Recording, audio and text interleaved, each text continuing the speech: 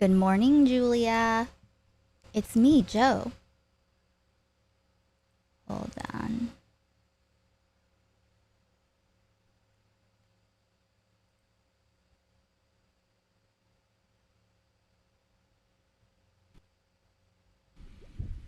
Hello to Mobbins, Passashock. And now, welcome to the show, Mr. David Graeber. The ultimate in truth. Hi, Frankie. I just took an edible. Make differently. I'll make it.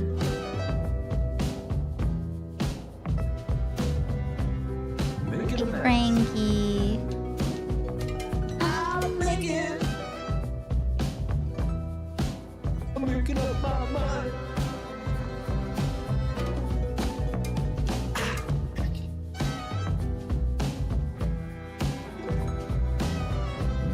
Making a journey.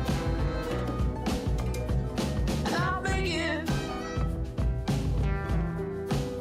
I'm making a good time. Making a song, making it clear. I got everything I need. Make it all right here.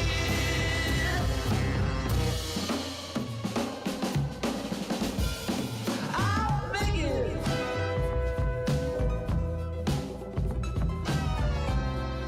Make it an object. And I'll make it. Make it famous. I'll make it. Oh my goodness. Awesome. And I'll make it. The space. I'm making it up. I'm making it now. It's gonna fall back down. Frankie, you're so beautiful. I love you. Say hello. Hey, Marcus.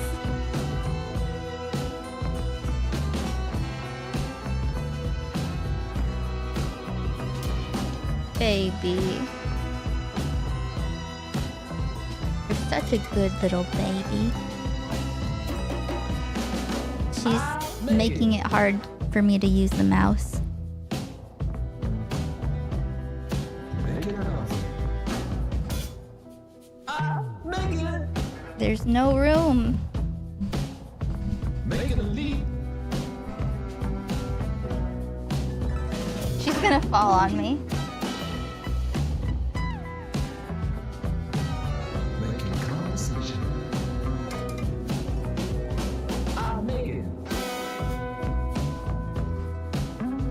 Make it late. I'm making it now. I'm making it clear. I'm making it all right.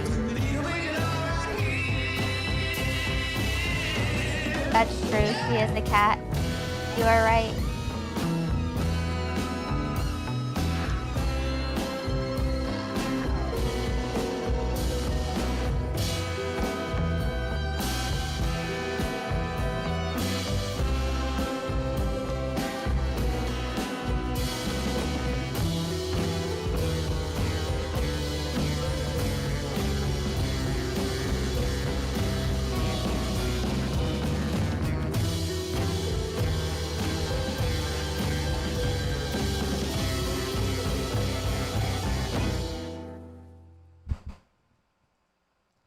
Don't mind my mic noises. I apologize.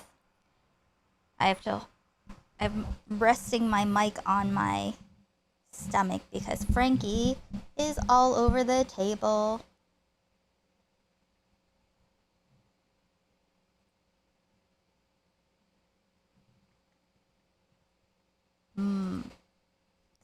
Frankie, you're gonna slip onto me. And you will not like it.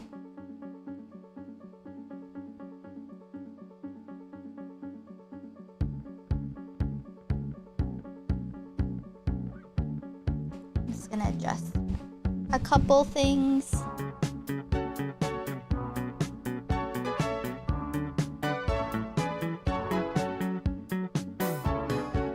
Baby, you're gonna fall on me.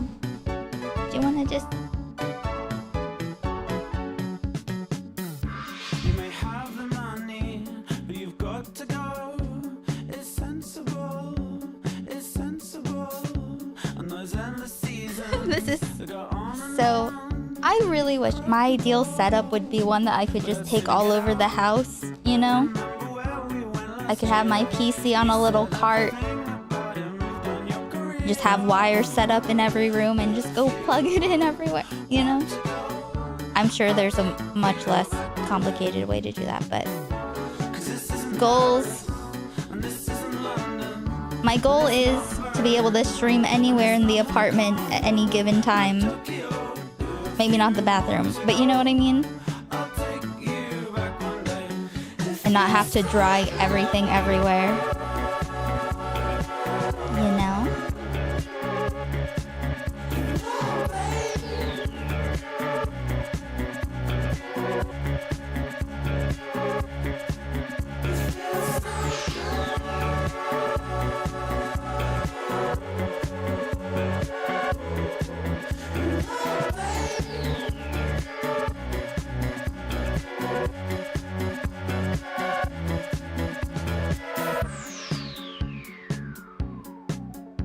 Found a kitten? Aw, you're raising him like a dog? Awesome. What's his name? He butterflies. Let's make this happen. Let's make this happen. And those endless beaches that go on and on. It's magical. But I'd sooner get out. Remember where we went last year? You said everything about improved on your career. And you said if you want to go, I'll take you back one day. 'Cause this isn't Paris, and this isn't London, and it's not Berlin, and it's not Hong Kong, not Tokyo. If you want to go, I'll take you back one day.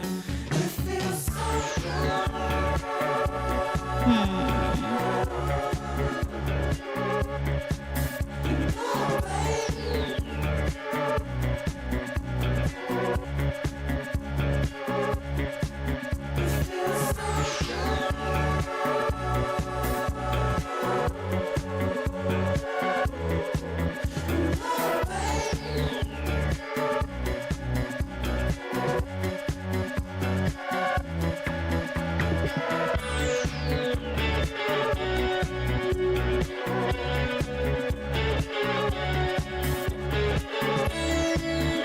Should I have done this before? Yeah, probably, but does that matter? No, it doesn't.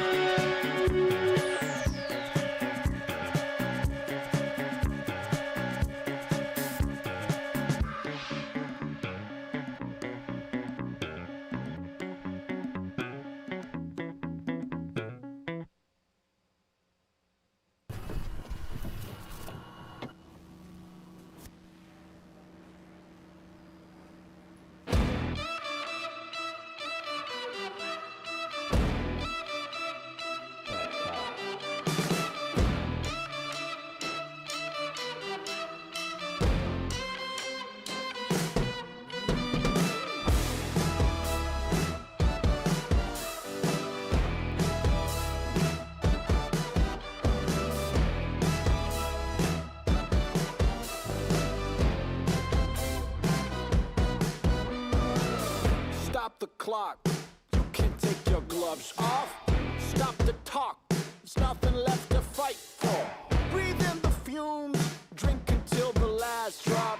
What's done is done. What's dead is dead. That's right.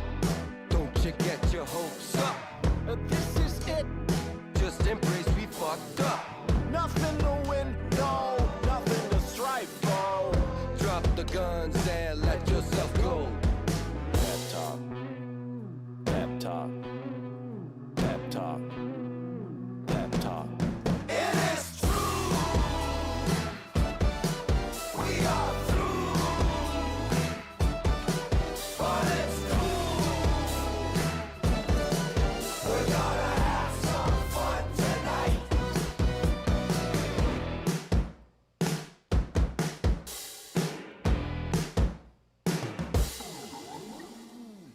stop the clock, cause there is no more later. So senses up and give in to the lust. No more secrets, no more time for haters. It's all for nothing and there's nothing for all. That's right. Don't you get your hopes up? This is it. Just embrace we fucked up. Nothing to win, no, nothing to strive for. Drop the guns and let yourself go. Pep talk. Pep talk. Pep talk. Pep talk. It is true. We are through. But it's How's everyone doing? What's going on? we're gonna have some fun tonight. It's too late. We're all playing. But it's fine, fine, fine. We're gonna have some fun Nice. Tonight.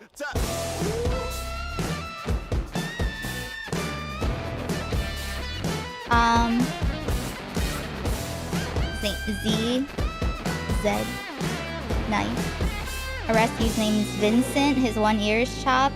Oh yeah, because that means that that he got fixed before he was a fixed stray. He claimed death would visit my garden every night. Pooped at the border of my garden in every corner. Nice. It's like that's like planting wards.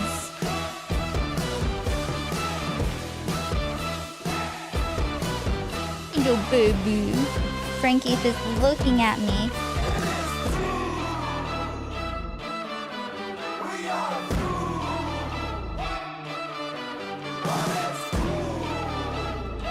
Okay. We're gonna have some fun tonight.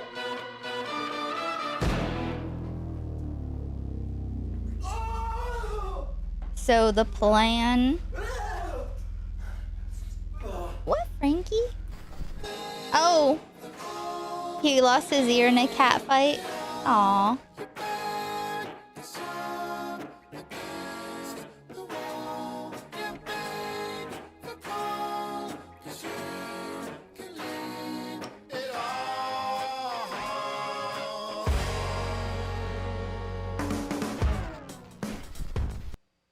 Another Frankie Slugs, yeah. She doesn't get her hands dirty herself. Okay, so we're gonna finish my great-grandfather's story. 18 o'clock music bath. And she's getting comfy again on top of the table. And then we're gonna watch Buffet Infinity with we're going in blind, dry, and raw. Dav loves it, so. And said that he's been seeking for anything like it.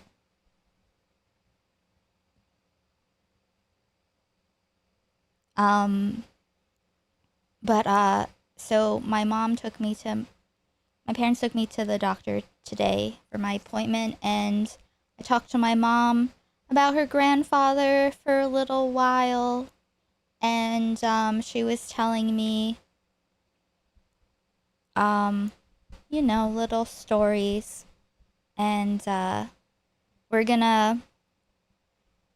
gonna do a rewrite with my mom, retranslation of 18 o'clock music bath. And so we'll go over the story a little bit again, but it's just like the translation is just a little bit flat. It's a little flat.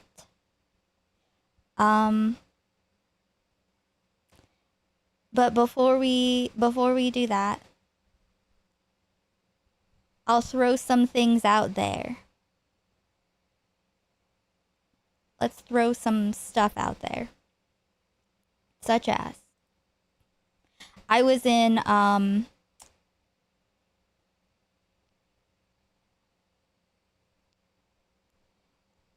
Yes, yes. So my mom is going to, yeah, I would totally publish it with her. But so she's going to read the translation that we're reading and compare it to, she has,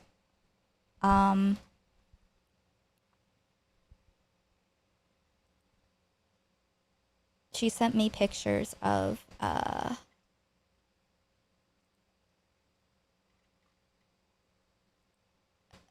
her copy.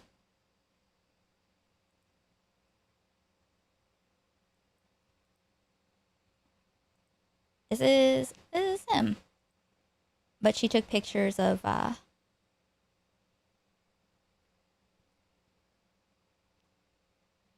these and just sent them to me.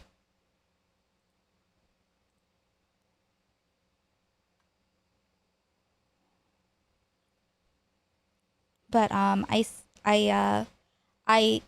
sent, because Pasashok read the book before. It was my first time ever reading it yesterday, and I sent Pasashok a short story of mine from that I just revisited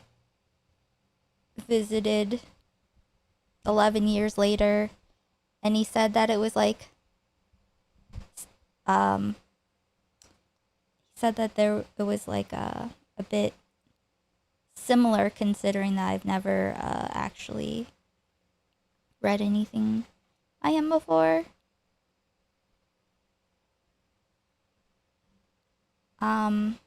So I think maybe sometime I'll read it, and maybe I'll read it to you and you can tell me what you think. It's just something that I wrote a long time ago as like a writing exercise that one of my clients who was a writer wanted me to do with her. And it turned into something that I feel like is, meaningful to my soul. So, and I feel like I was talking to my mom about the book, and like my writing style versus her like having read like books about my great grandfather's writing style, and I don't remember the stuff, but stuff. So yeah, I think that's very cool. Like, feel like I've been gestating for a really long time fully inside my head, and now I'm like, I have a very strong sense of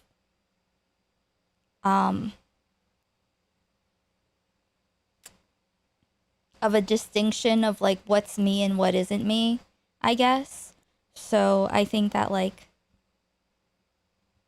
I think it's cool to have been like completely separate from any of the direct influences and see what happens. Also, I'll add another thing. I thought he was like you in that he perceived hidden social dynamics and revealed them through curse metaphors. Yeah. I liked it a lot, your descriptions of stuff I thought were intense and well done. Thank you, Peter. Drooling pores. No spoilers. And also like I think I felt like I was talking to her about how like I like to, I'll go between like a moment, like a zoom into a moment of an experience, sometimes I feel like I experience things in like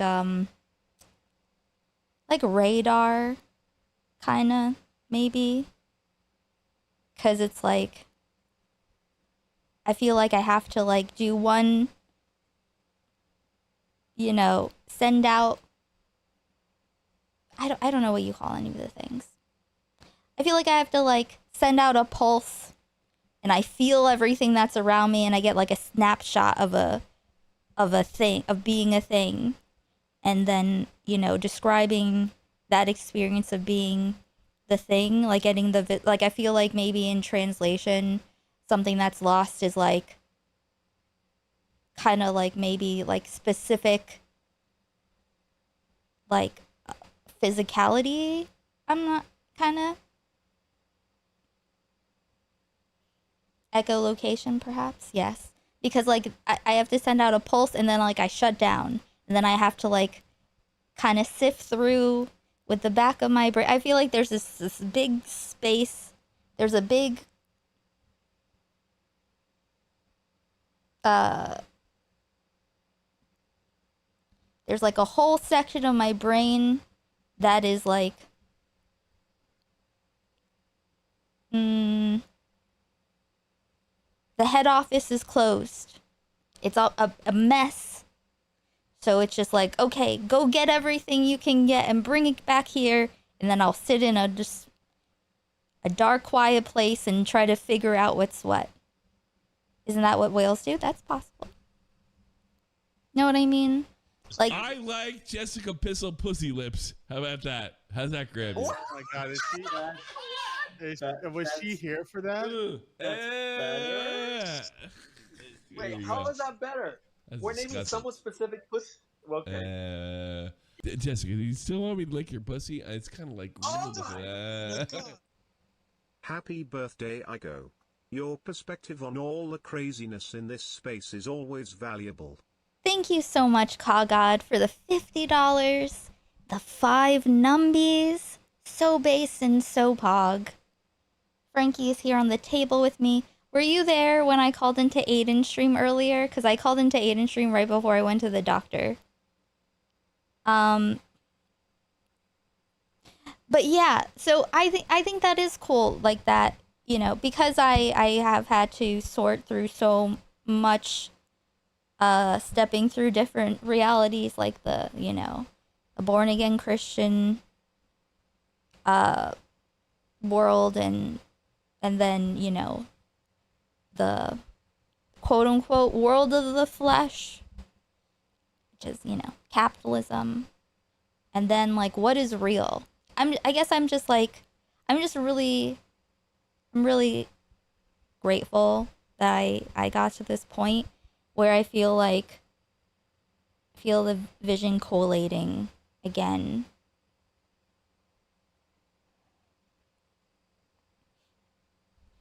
It's difficult to compare your writing to this because there's more dialogue around what actions are taking place, where your short story was more internally psychological and really intense.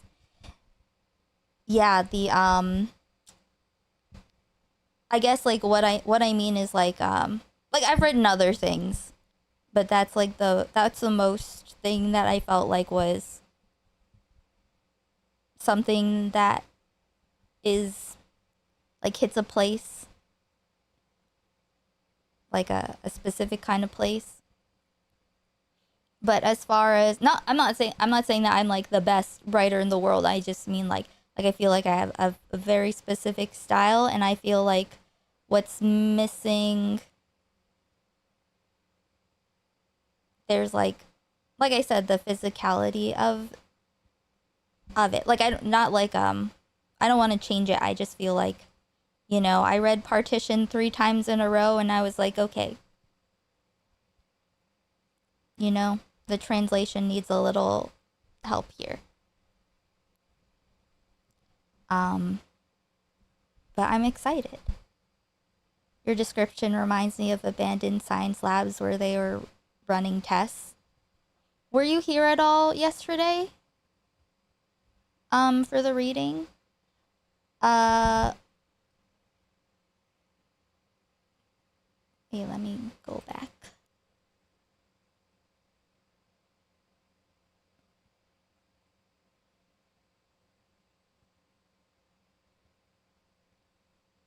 I think it's like, it's interesting to like reading this book and where we've gotten to this point.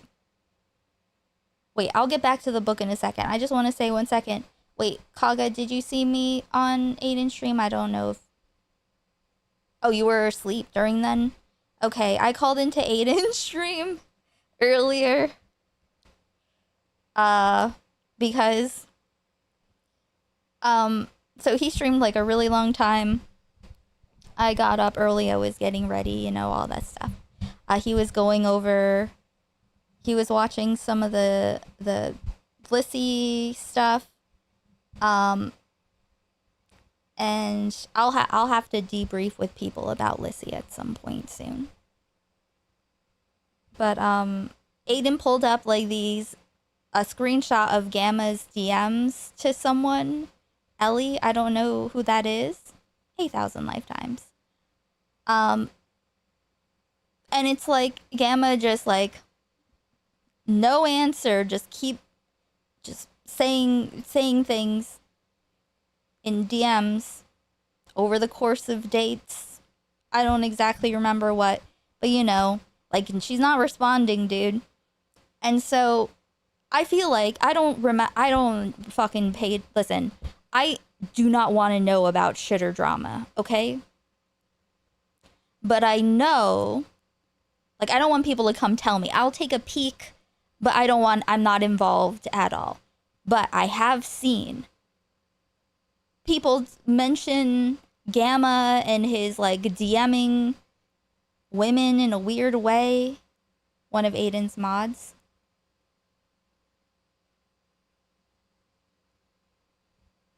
Tried to watch the Aiden one.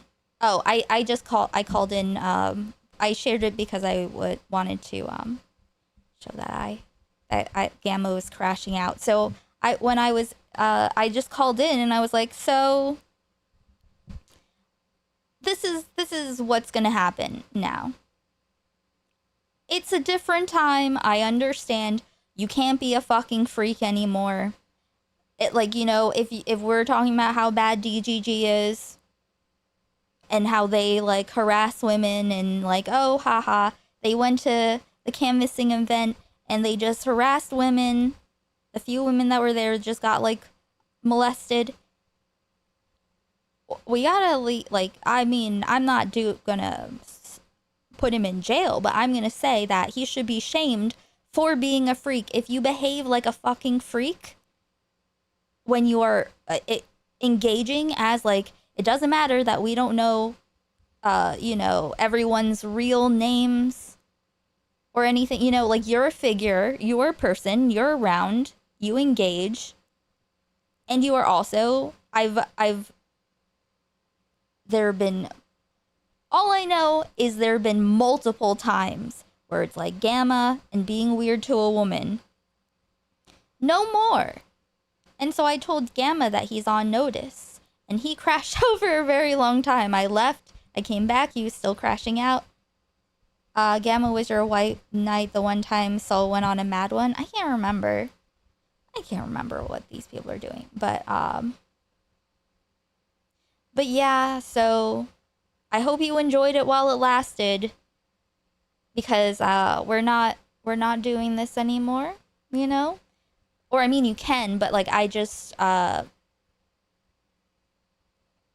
will make it, I'll point it out, I'll make it weird. I will remind everyone. You know what I mean? Just consider behaving in a way where you can, like, you're not humiliated to be attached to your own actions. Do you know what I'm saying? Also, I made it a point that, like, Gamma had said that he was in his mid-20s at some point when I asked a long time ago, I think. And, so I'm like, if you're being weird to women, what does mid-20s mean? Is this always bad to be weird to women, but, like, mid-20s, 23, 26, 27, what is mid-20s? Because, you know, like, you shouldn't be a freak no matter what.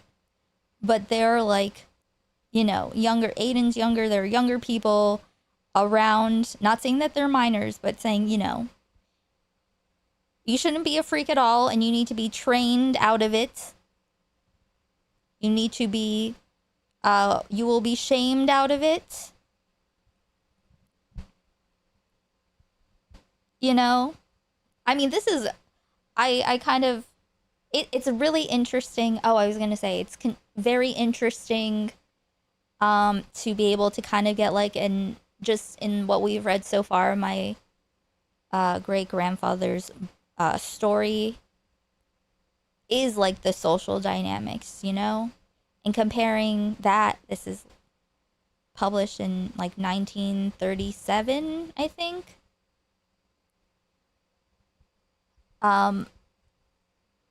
Almost 100 years later. What the fuck this is? What the social dynamics of this is? Like, I understand what it's been. And that's fine that, like, you've done that up till now. And that's okay. Got it. However, no more. It's not going to go, like, you know, we're not swimming in a toilet anymore. Okay? You can get away with a lot inside of a toilet that you can't inside of, like, a outdoor public pool of water. You know? So, if you have a problem with this whole, like, we're not going to harass people without pointing and laughing and mocking you. I used to actually, like, feel like I was maybe like 24, 25. I made like a blog to publicly shame men that would, you know, touch me or my friends or people that, you know, like a former client that I had. Like, there's no sites to do this. I just had like a blog where I would tell the story of some fucking freak that did something that said some fucked up thing. Some like, what the fuck was that? Or, I'm glad I survived, you know? When people know that they can't count on other people being silent and complicit, they'll behave differently. They'll adapt to their environment. So let's make this environment a hostile place for sex pests. Sex pests, Nazis, you know, general bigots, you know, transphobes, etc. All of that. Guy, I gotta tell you, I'm so psyched. I gotta be honest. It's been a long time coming. But I feel like, you know, and I'm returning, I put this old background up, getting back in touch with my earlier self.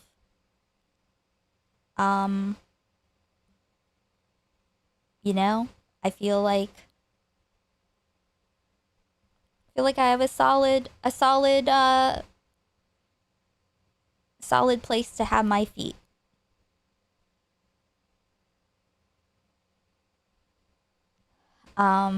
But yeah, I think that was really funny how Gamma was crying about, like, wanting him doxxed or something, you know. He seemed very panicked. A lot of these guys seem very panicked. And if you feel panicked at the idea of not allowing freaks to behave like freaks, you should consider getting help to learn how to behave. Because just because you have emotions and you have issues and you can't handle yourself and you're bursting to the brim, your cum-pickled brain, that's not anyone else's problem. That's not Ellie's problem, whoever the fuck that is. You know? Hey, Gray. Hey, Freebot. Hello, anyone I didn't say hello to yet. Like, you know how we watch these fucking shows, like From and stuff, and we're like, so much could have been solved if they had just communicated, right? So many things could have been better, less of a problem if they just communicated, and that's what we are doing. That is what I am doing. Milky?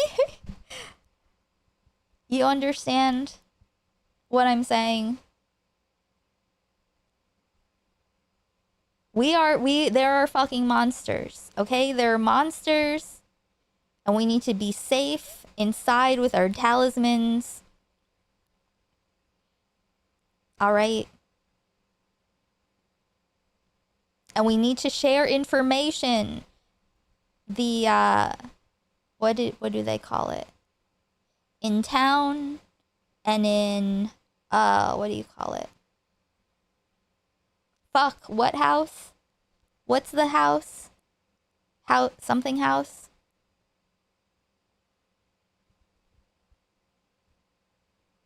Fuck, what's it called? Something house? What's the house called? Colony house, yes. Okay? If Donna and Boyd communicated, if, we've watched so many shows, I'm having problems remembering names. You know, if people just communicated when they're having visions, you know, when they're like they're about to die, something evil's about to kill everything, and they're not telling anyone, and, you know, when they could just fucking tell somebody and figure it out together. That's what we're doing, okay? And if anyone has a problem with that, they can just be elsewhere from me. And I want people to know that too. If you don't want a headache, if you don't want a problem, if you have shit to hide, you should probably you should probably not engage with me. Unless I'm already on to you, in which case you absolutely should. What I'm saying is, don't come involve me in your shit. I want you to know. I want everyone to know. Also, as soon as I made Gamma crash out, people started trying to have fun, make it into a thing. It's not a thing. We're not the same, okay? I'm just pointing out reality, right? It's not like beef when one person is just like watching another person shit themselves in public and watching the feces fall out of his jean shorts into his shoes out in the world and saying, ew, that's gross, you should leave.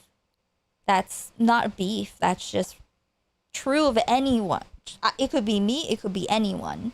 Like, that is, when you are a freak, pervert towards people, or any kind, you know, when you make shit weird with other people, you do things at people and you like inflict yourself on people. I think the edible is kicking in.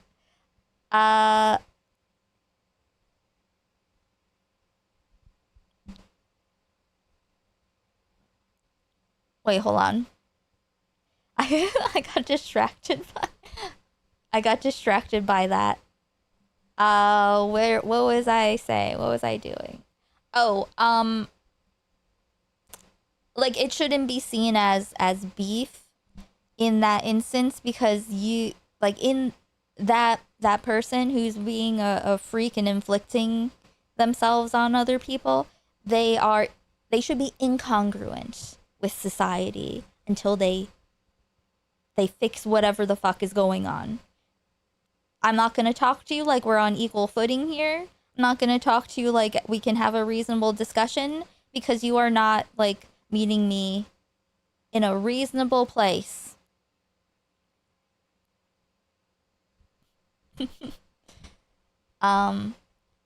Hey Peter, I think it's good to call out freak behavior. I just don't think much will change what's already a sewage leak. You've done a great job with your chat and community standards. Commentary in general is a fucking cesspool. Yes, yes. Well, it's not about change. It's more like they're not gonna change, but like we're changing, we're growing, and we're like I love you know, talking to people. I love like finding out what people are about. You know, I'm interested. I'm interested in like what people make, what people are out there, and you know. There are places for us to go. We're not staying here. This is, you know, the waters are changing, the winds are blowing in a different direction. But when I called into Aiden, I think he's on the same page. I think he gets he understands. He seemed pretty embarrassed by, or like he finds them embarrassing too, you know? Embarrassing to be around, like, you know, secondhand embarrassment. So, you know, like I think Aiden's definitely more of a, like, he's young, but he's definitely more of like an actual person. It was pretty short, it was earlier, but I was saying that Gamma is canonically 27 permanently in my mind until he says otherwise, until he says what his actual age is. Because I think age doxing is fucking stupid. Unless people are like up your ass and they're trying to deliberate between two people that could be, they already have your full docs, they're just trying to figure out if you're the old one or the young one. Aside from that, I think lying about your age or not being willing to disclose your age is weird for, especially if you don't, like, if you've never face revealed, you know? I guess what it is I'm like, this man in his quote-unquote mid-20s not disclosing age is already freak behavior in my opinion. Yeah. That's, like, not reasonable, right? I feel like, I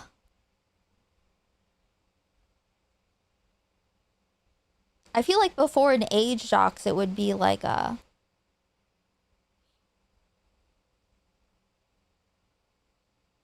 don't know. Hey, Queen. Used to be standard when I was a kid, the old age, sex, location. That's true. Age is the first thing. So, like I said, and also the intensity in which Gamma crashed out. That was suspicious. You know? Maybe I'll play. It was a short talk. Maybe I'll play it real quick. Maybe I should do that, and then we'll get into the story and then the movie. What do you think? I'll just so you guys can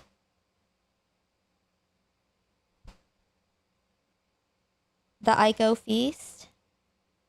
Oh, hold on a second. I need to make it larger.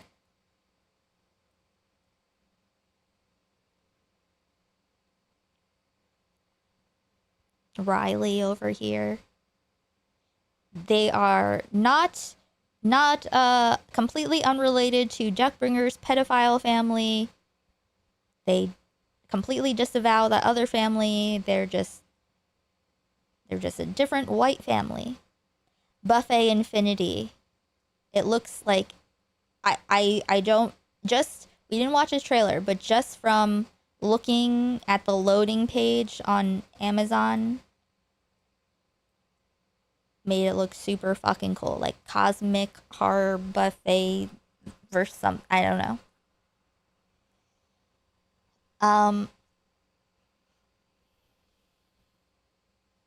Is that Markiplier? No, it's just a stock family. Jaxie made this years ago. And there was I remember there was more than one person, I think, that came in. I feel like a person every once in a while, because this is, you know, during are they calling, what does woke point 1 mean? Is that around like the 2020s or 2016, or is that a part of the whole thing? I don't know. I've seen someone literally write it, but I don't know what that means. But anyway, so but there would be like an occasional white guy that will pop into Twitch chat and be like are you mocking white people or something? Like, why is having a white family funny? Or something. I was like, you know, aside from my brothers, my mom, all the other family I've ever met, for the most part, was white. So, militant woke? Okay. Oops. Oh, okay. I think I just assumed that I knew what that meant. Frankie.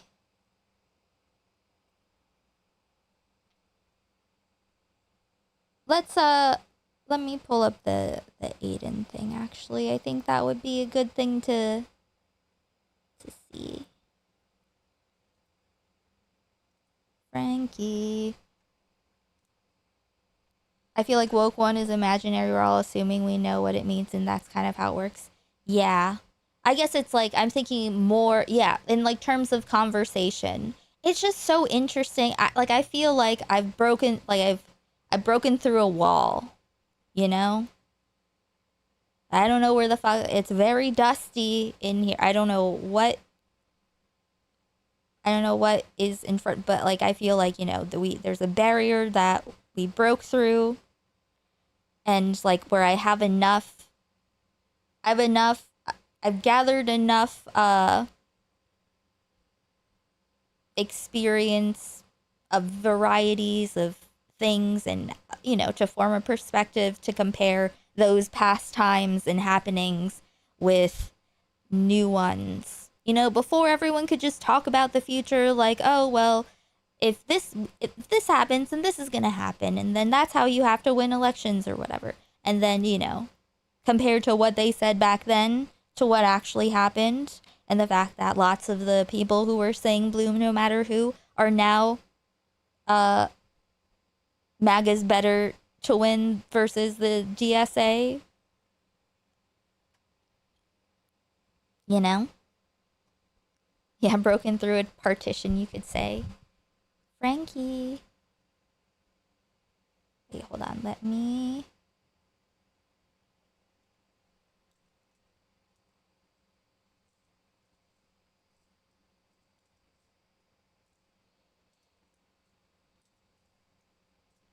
Aiden.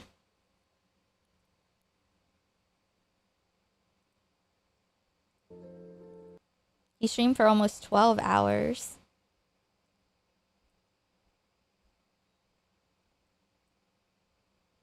Now how... Pull it up on stream.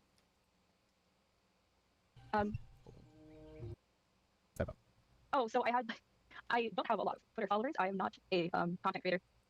When I am confident. I don't know. Well, there's so much stream to go through. Than you've ever. How was... It's awesome how you were sweeping and snarking instead of engaging. That would be a bad question if he doesn't press on, if he doesn't.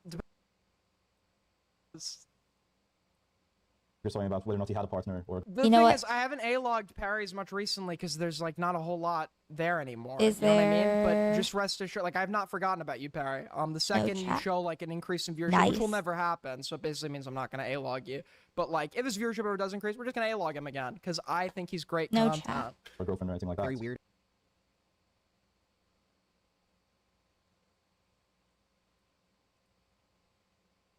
Rainbow or something. I don't know.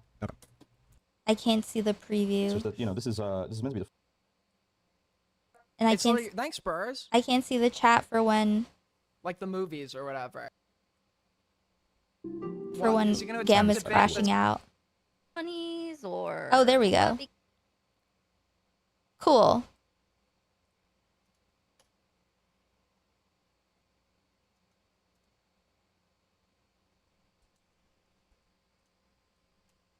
I don't know. Did she say that, George? I didn't see Lucy say that. But I know. I think that there could all Adam. sort of stuff. So Anyway, my boy, so- you doxed me, Burrs. I've seen you call me Adam. Is it now not a dox because I've given it out myself? Is doxing a joke Yeah, to you? Perry. Say here. You usually know these things about me. I told you God. about partner in explicit terms. You know, nothing pisses me off more than people that don't take doxing seriously. Like this Burrs freak that's just doxed me repeatedly. I referenced the fact we live together by mentioning that a lad lives with us. So Dixie's saying, oh, I explicitly said that I have a partner. And it's like, is this an example? So let's just, a second, guys. You already did the... Okay. An explicit term. I go in. Iko wants to call in? Okay. Yeah, why not? Let me just grab my vape that I fucking lost a second ago. Shit. There we go. Sorry, I didn't want you guys to catch me pantsless. All right. Oh my I'm kidding, goodness. I'm kidding. Oh my goodness.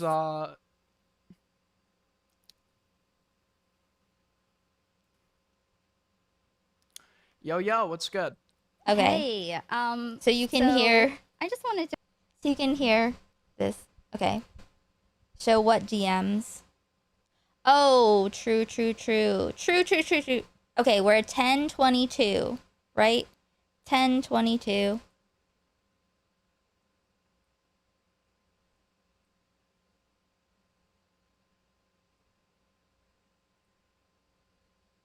Here. Okay.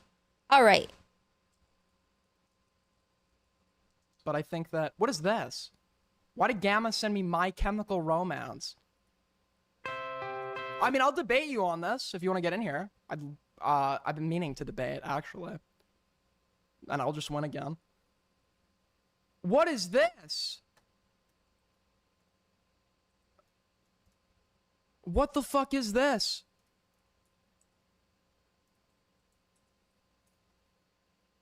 Ellie!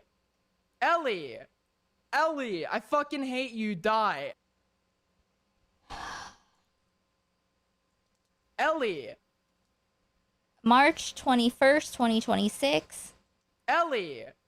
I fucking hate you, die. Ellie! W Riz? To 23rd, April 1st, April 2nd. J-Stock behavior, yes. W Riz? Damn, Yes. this is awesome. Let a play. Let a play. This is why I called What do you in. guys think? How do we rate this?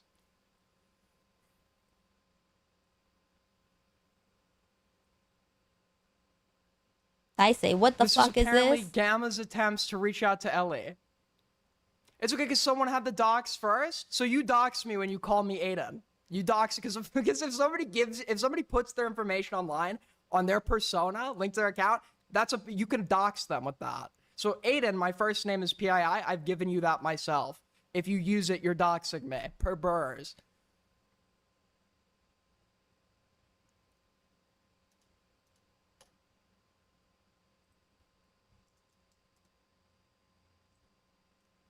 I don't know. Did you say that, George? I didn't see Lucy say that. Okay. Well, you doxed me, Burrs. You usually know these things about This Okay. Burrs. Now I'm gonna call Oh, look in. at that, Jake. Deny. Many fuck ups. I've had many things. I'm kidding. Okay.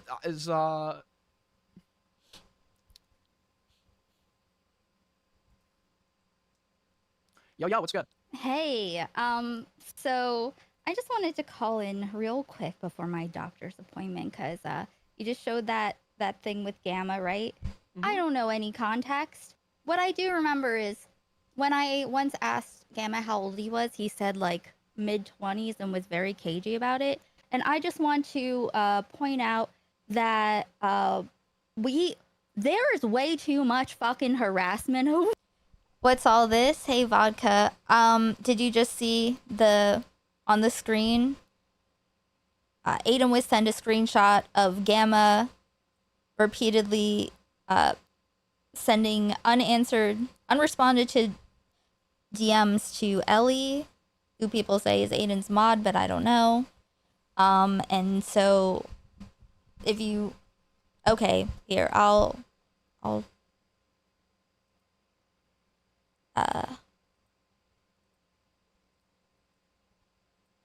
show you what it looks like. Women in comment. All right. I'm kidding. I'm kidding.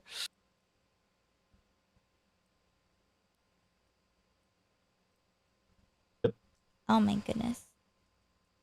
Busy, but I should have new paid ed- attention to what. I can't help it. Like, you should see a psychiatrist. Where the fuck was it? 12 a.m.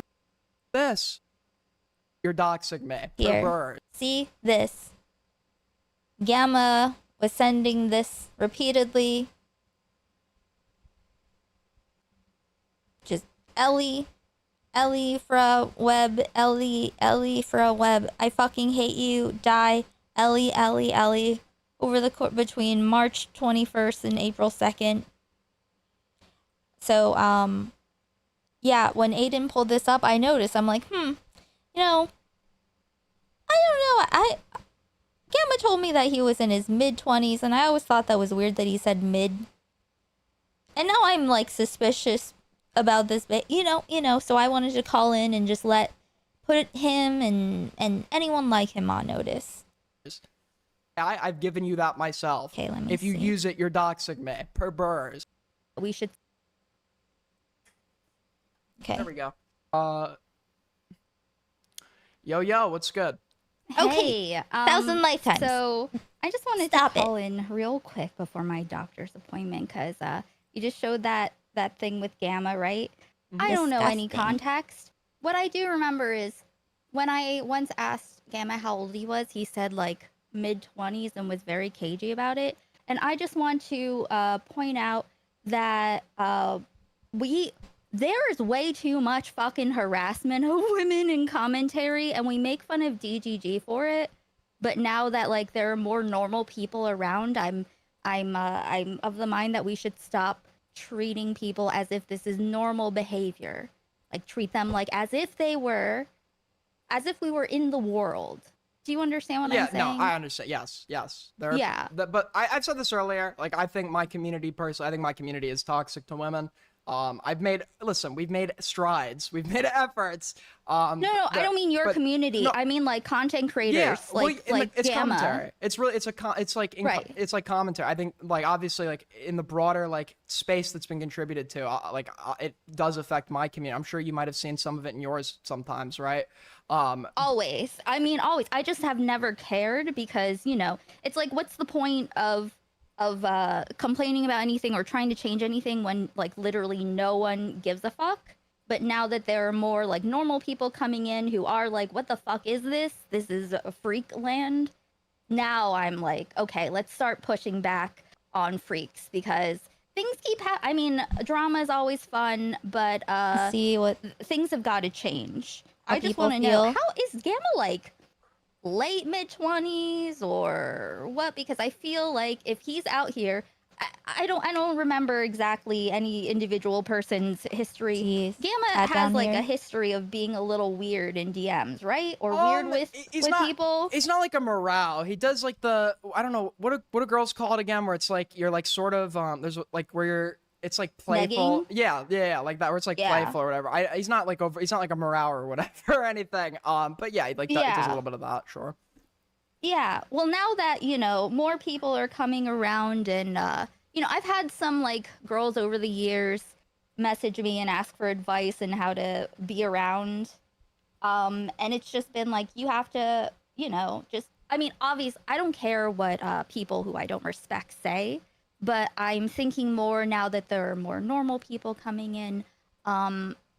the standard should Optics change. matter, But yeah. Optics matter here. This has been my take. Yeah. This has been my take in regard. People think I'm soy as fuck for this. It's been my take in regards to like certain slurs. It's been my take in like, yeah. If we want to get anywhere with any of our takes, there's gonna have to be some like marketing here to normies, and like there's some shit we do that would just be like immediately off-putting to like any normal person that watches. So I've pushed for that pretty heavily. Yeah, and not just that. but Okay, also Gamma's in his chat saying, okay, this is okay, this harassment snark is getting too far. I don't think Ellie would even say that's harassment or that I've harassed her.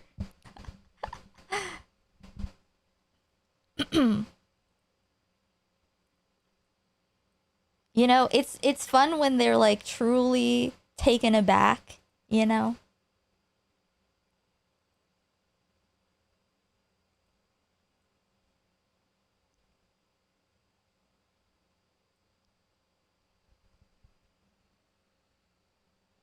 I don't think so-and-so would even say that's harassment. You know what? Doesn't matter. You know what? Just because someone doesn't feel harassed doesn't mean that you didn't harass them. It just was fine. It just like turned out okay. But it doesn't have to. Like if your action is harassment, it shouldn't be upon the receiver of the harassment to decide if it's harassment or not. If you do an action that could be harassing someone, it should be encouraged to shame you for it.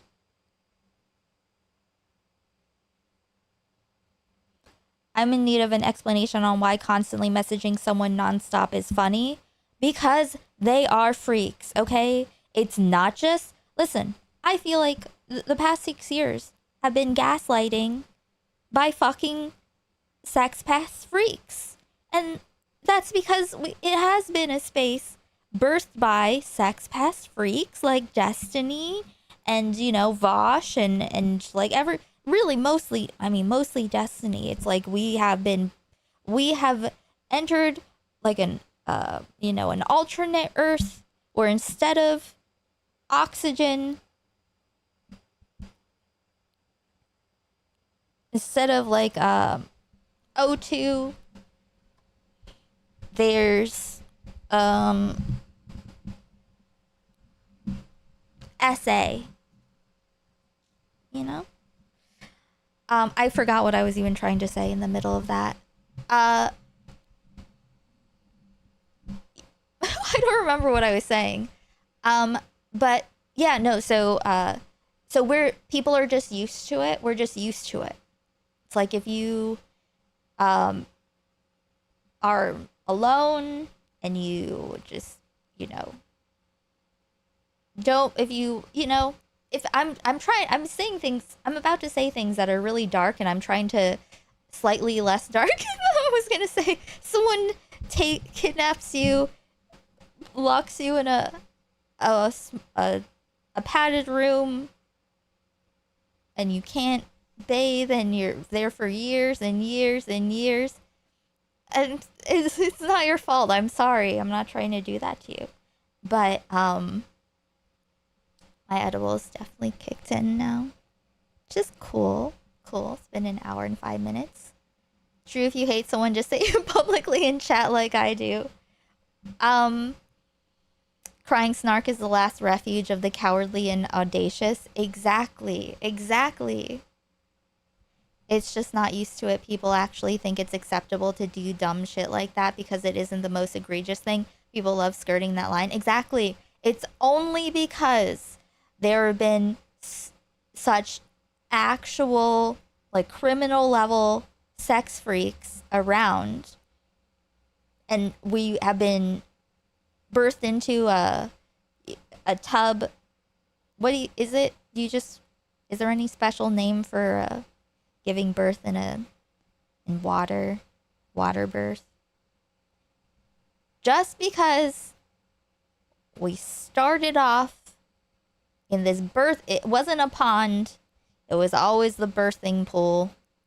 We were born through Destiny's birthing pool, and we've been trying to get out. But it's just kind of like if you are already covered in feces, what are you gonna, like, you just are gonna continue forward until you can fully really take care of it, you know? Like, if you're fully, like, there's no more that you can do, you just move forward. I also forgot what I was gonna say. Fuck. A petri dish of rape culture. Exactly. So as we are taking care of the infection, right? I'm an antibiotic. And I've come here to give you your medicine whether you like it or not.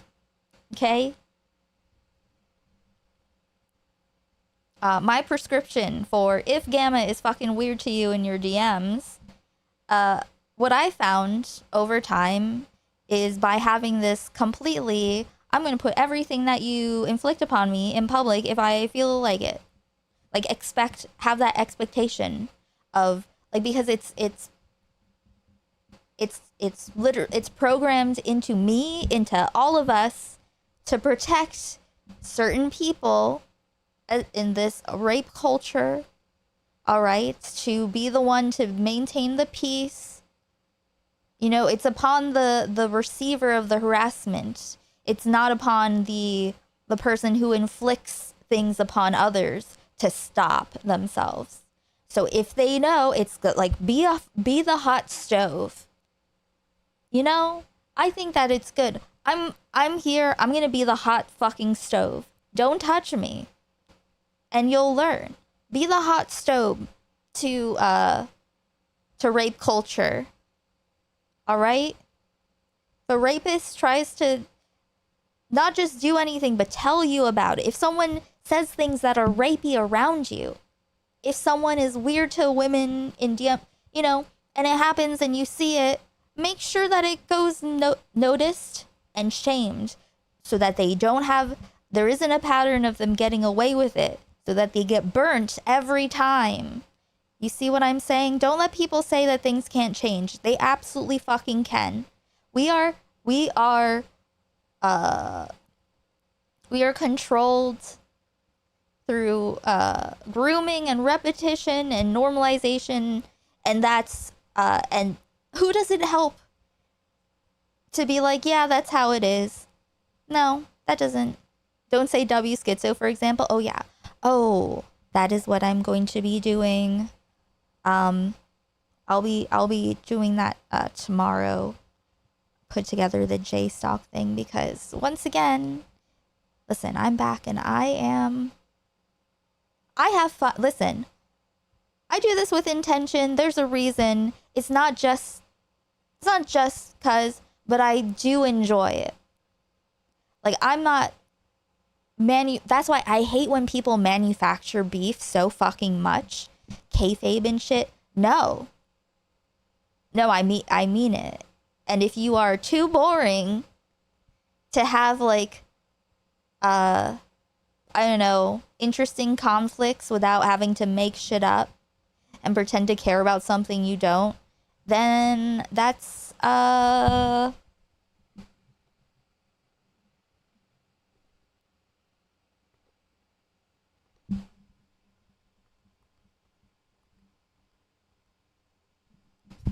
That's a you problem, pedophile. Pedophile?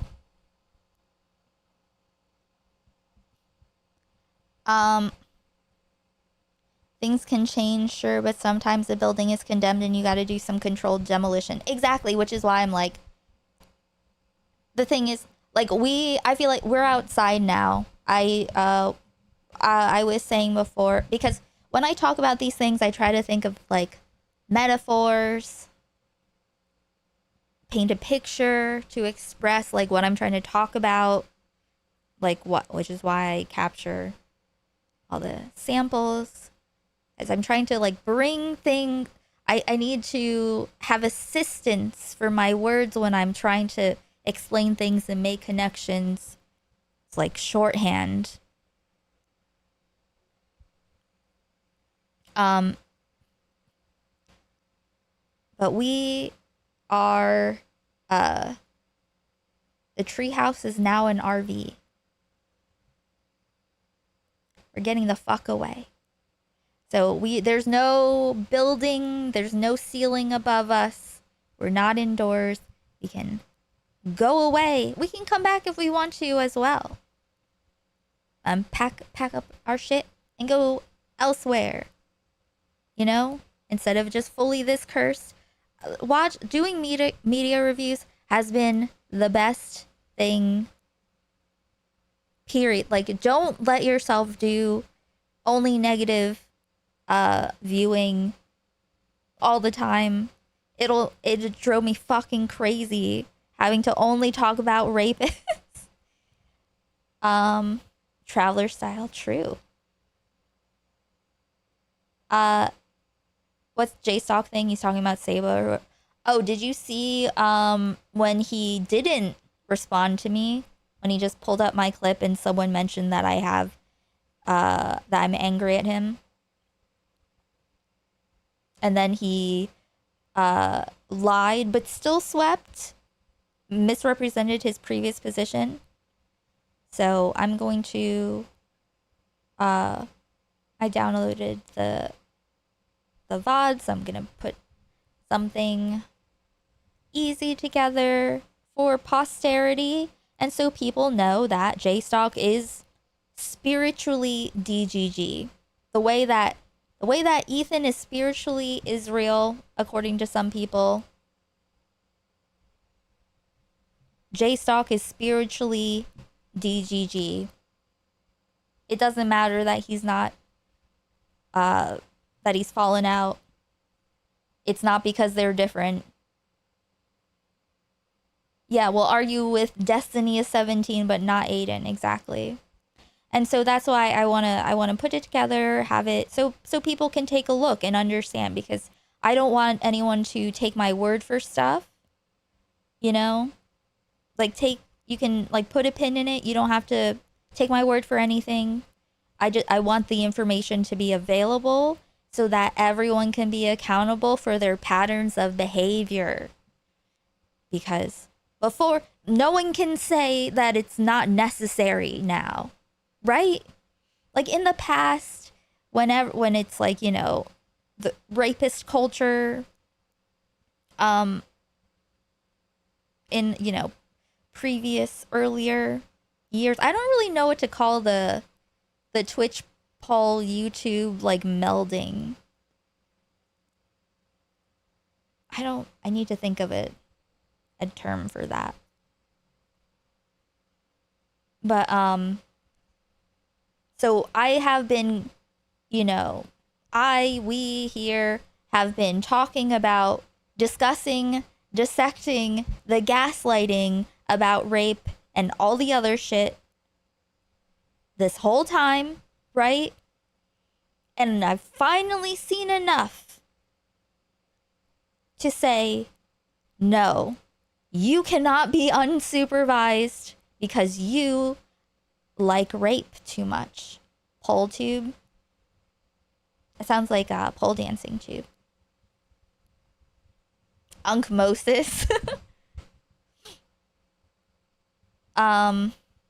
Hey Daniel. Like, you know, because like the discourses and, you know, the stealthing discourse and are women too, like, oh, do I have to treat women like a retarded child? Do we have to treat women like retarded children? And, you know, like having to argue from a point where like they have the upper hand, where the rapist has the upper hand. I'm seizing the upper hand from the rapist, okay? We're not doing that anymore. And if you don't think it's fair, go fuck yourself. Go get a personality that isn't rape. Find something else to do. I don't care. Don't let anyone tell you that things can't change. Because they can.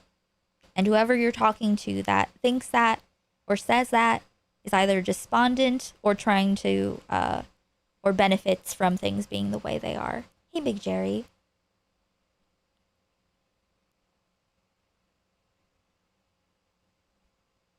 The Lio stuff Aiden covered, speaking of sweeping for rapists.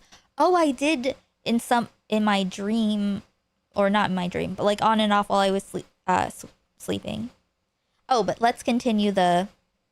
So, like I said, I have I did this with Christianity too, where like for a good period of time, as I was leaving Christianity, and then for a while afterwards, for a time when I was arguing with people from like church people on Facebook, and just like you start from the most ridiculous, inane person, and then you work towards the more subtle person, so you have like a get an understanding of the different ways that people are able to be dismissed. Like, okay, I gave you the best faith, I gave you all the opportunity to reveal that you could not be exactly what you are, but now we know, and we can take chances. You've shown that you cannot control yourselves, that you do not give a fuck about anyone else. Why was Gamma crashing out on you? Who is in ISO chat calling you all kinds of names or whatever? Oh, let me go back to this, okay? Because like women are people, and hopefully there will be more coming around and not just be like me and people who I. The girls call it again, where it's like you're like sort of there's like where you're it's like playful. Negging? Yeah, like that, where it's like playful or whatever. I don't remember exactly any individual person's history. Gamma has like a history of being a little weird in DMs, right? Or weird with people. He's not like a morale. He does like the I don't know what do girls call it again, where it's like you're like sort of there's like where you're it's like playful. Negging? Yeah, like that, where it's like playful or whatever. He's not like he's not like a morale or whatever or anything. But yeah, like that, he does a little bit of that, sure. Yeah. Well, now that more people are coming around, and I've had some like girls over the years message me and ask for advice and how to be around. And it's just been like, you have to, obviously I don't care what people who I don't respect say, but I'm thinking more now that there are more normal people coming in, the standard should Optics change. matter, But yeah. Optics matter here. This has been my take. Yeah. This has been my take in regard. People think I'm soy as fuck for this. It's been my take in regards to like certain slurs. It's been my take in like, yeah, if we want to get anywhere with any of our takes, there's gonna have to be some like marketing here to normies, and like there's some shit we do that would just be like immediately off-putting to like any normal person that watches. So I've pushed for that pretty heavily. Yeah, and not just that, but also because like women are people, and hopefully there will be more coming around and not just be like me and some Discord people. Well, I put this off on the tail. I'm not. This is going to my chat. I'm not like. Because here's the thing. The way things presently are, okay, if you are comfy with the way things are, that means that if you're resistant to change of this kind, where I'm like, okay, people, you're gonna have to just stop harassment at the source now. Like, it's not no one has to accept having you inflicted upon them. It's your responsibility to keep your shit together, and not have the recipient be the person who has to put up with your shit. For what reason? I am saying, you can feel that way if you want, but I, as a person, am advocating for my fellow harassed people. Be the hot stove.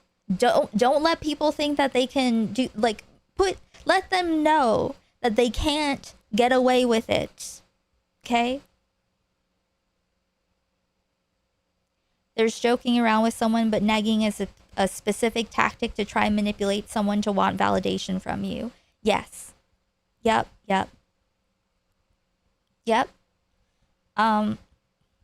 And it's like, I'm sorry if you don't like this change, but if you don't like it, then that sucks, because I don't give a fuck about you anyway. You're not my concern. Who cares? I'm sure you have a family to love you or something. I don't give a fuck about you. if you are out here and you're like, it's not fair that you know, that someone's not going to just like accept my emotional ejaculate onto them. The reality is this space spent years stewing in its own corner while drama tubers that focus on the beauty community and got bigger, beyond got bigger, and it's because of shit like this. Yes. Which is why it's like, you know, it's important. All that I know this for a fucking fact, okay? If people want to limit information, like in context, okay? People want you to withhold context or to not seek out information. They're trying to control you, okay? Think about think about any survival scenario that you see in a story or something. Everyone has to work together, right? Don't let the fucking what do you call it? The yellow bitch put visions in your head, or whoever's putting the visions in, you know? Don't keep them to yourself. If the man in yellow / yellow bitch comes after you and starts infecting your mind, okay, don't keep it to yourself. It's not your fault, okay? It's their fault. It's the harasser's fault. It's Gamma's fault, okay, in this scenario. I don't know. Maybe Ellie doesn't give a fuck. All I know is that was up there on the screen for a reason, you know?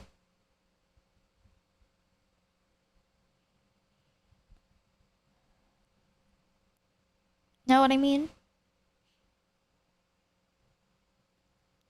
Like you need a different, you need to get a hobby. Like, it's not anyone's problem. Yes, everyone gets bored, everyone's insecure. You know, no one likes, you know, like if you're used to being the, you know, the favorite child, teacher's pet since always, I understand. You might not want to give that up, but I don't give a fuck, and no one else should give a fuck either. So get your feelings together and learn how to exist like any other person. All right?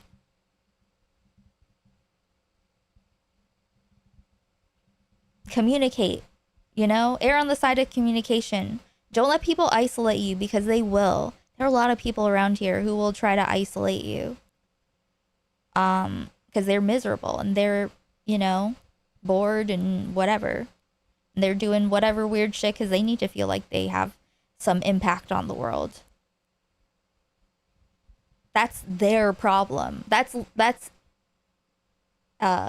is a thing that they need therapy for, and it's not anyone else's problem.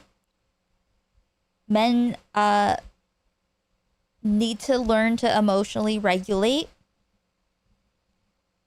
and have it be like normal, have it be expected, have, you know, if you're going to act out in a way that affects another person and requires them to stay quiet about it in order for you to continue on without any hitches.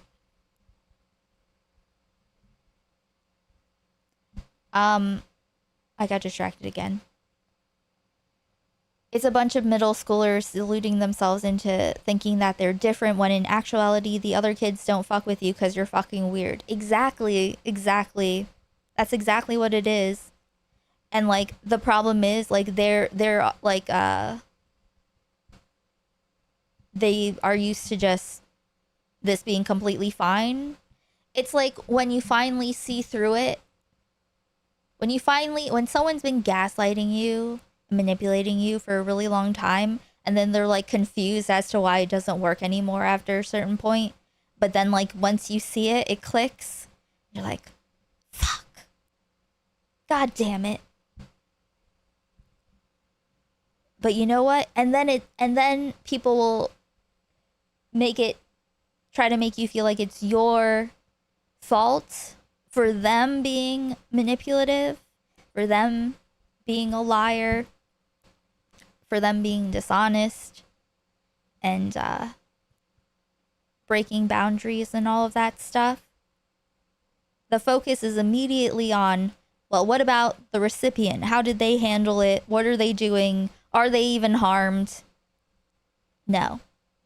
Before we even get to that part, before we even look at that, let's look at the person. Let's look at what they did. Let's look at other times where they might have done other things. Let's take a look. And that's exactly what J-Stock was trying to not do. He was trying to separate Saba sending the initial message to Rose with every single other thing else. And that's not gonna fly anymore. This is what I've been waiting for, to get to the point where I can, now I feel like if I chase you, like, people will know it, and that's what's important, really, is the information gets out. So you can run, but I need people to know. I want people to know, and I would like to help people to have the context so that they don't have to take my word for it. You can see what they're doing, form your own opinion over time or not, whatever. And we just need to communicate. And if someone, the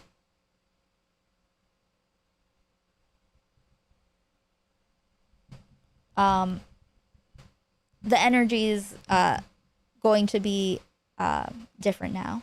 Yeah, Aiden does see it too, and I'm, like, he's like he has some kind of relationship to the world outside of just this, which is, I mean, impressive considering that, like, he's been on YouTube since he was, like, barely a teenager. I'm trying to be performative or whatever, but, like, the big thing is, because there are some people that are okay with certain forms of joking and actively play into it, including women. But if, like, someone is not okay with something or whatever, I've said this before, if you DM me that you feel like you're sexually harassed or whatever in my server or something, like, I won't out it or whatever. I'll handle it in a way that doesn't, you just have to vocalize. Because there were people that were, like, uncomfortable by, like, certain jokes, but were never vocalizing it at the time until it, like, became, like, a big issue. And yeah, there should be a better job picking up on it yourself as well. Right. But also I think people should be establishing boundaries, because what people are okay with really differs person to person.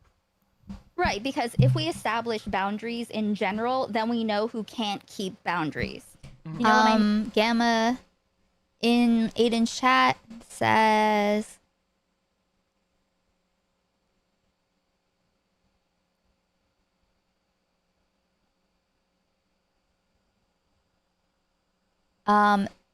there's no way Aiko is coming after me for this skull emoji. I don't know. I feel like the more this happens, the more familiar the scent of nervousness gets, Which is wild to me, because this ain't the 2010s anymore. This YouTube shit can actually be profitable, but they all want to stay in their tiny, dirty corner because they're insecure and ashamed of themselves. Like, Aiden sees a wider world. Like, I can see that Aiden is, he's building his own thing, right? And,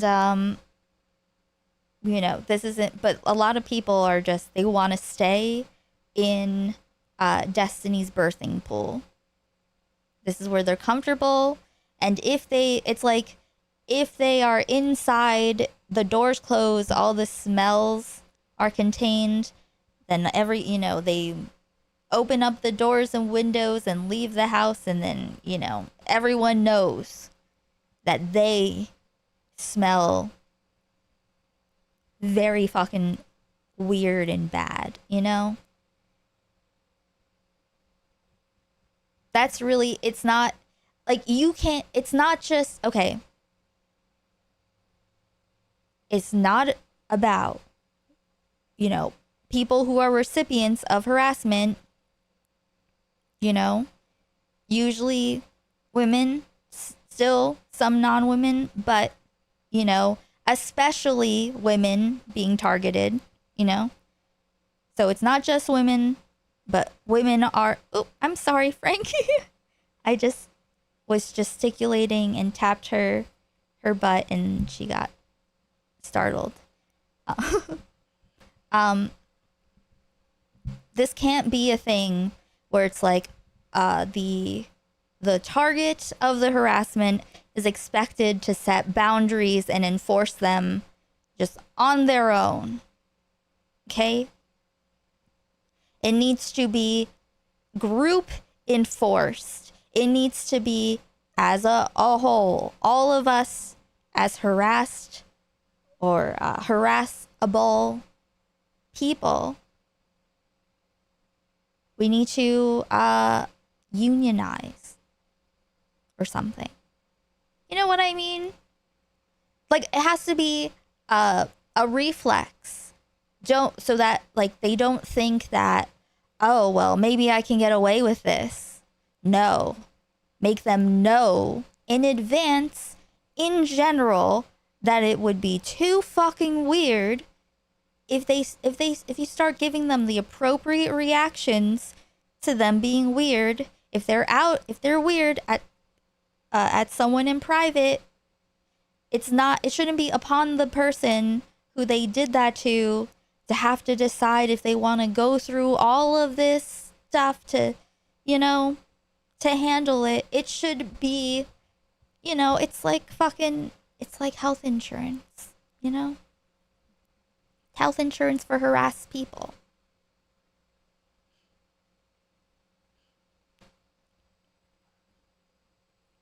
Has to be like a social change.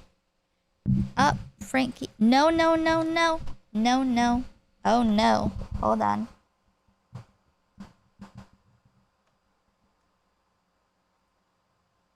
Frankie just tried to turn the stream off.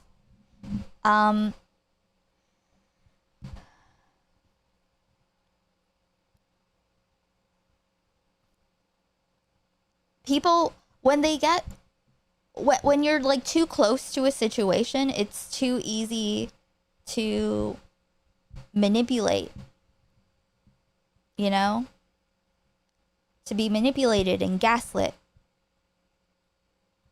which is why I've changed my, developed specific policies. Any thoughts on Olivia rejoining H3 podcast? I didn't know. Is she officially? I heard that was a possibility, but is it official now? My thoughts on it are,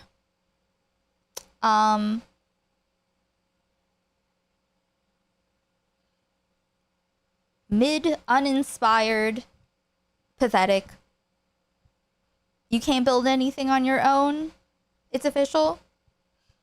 Okay, well, I think that it is quite pathetic that she failed to build anything on her own and is now going back when she tried to distance herself optically. But now the heat is down. I think that it is actually very incredibly fucking pathetic if you can be successful in some way, like really successful in some way, you can't be, decent without whatever that extra juice is. You know, like you couldn't be on your own and, and build something for yourself. You're gonna go back to that fucking slave master. I just think it's fucking pathetic. Like, why did you even fucking leave? Like, come the fuck on. He's gonna get rid of someone soon, I'm sure.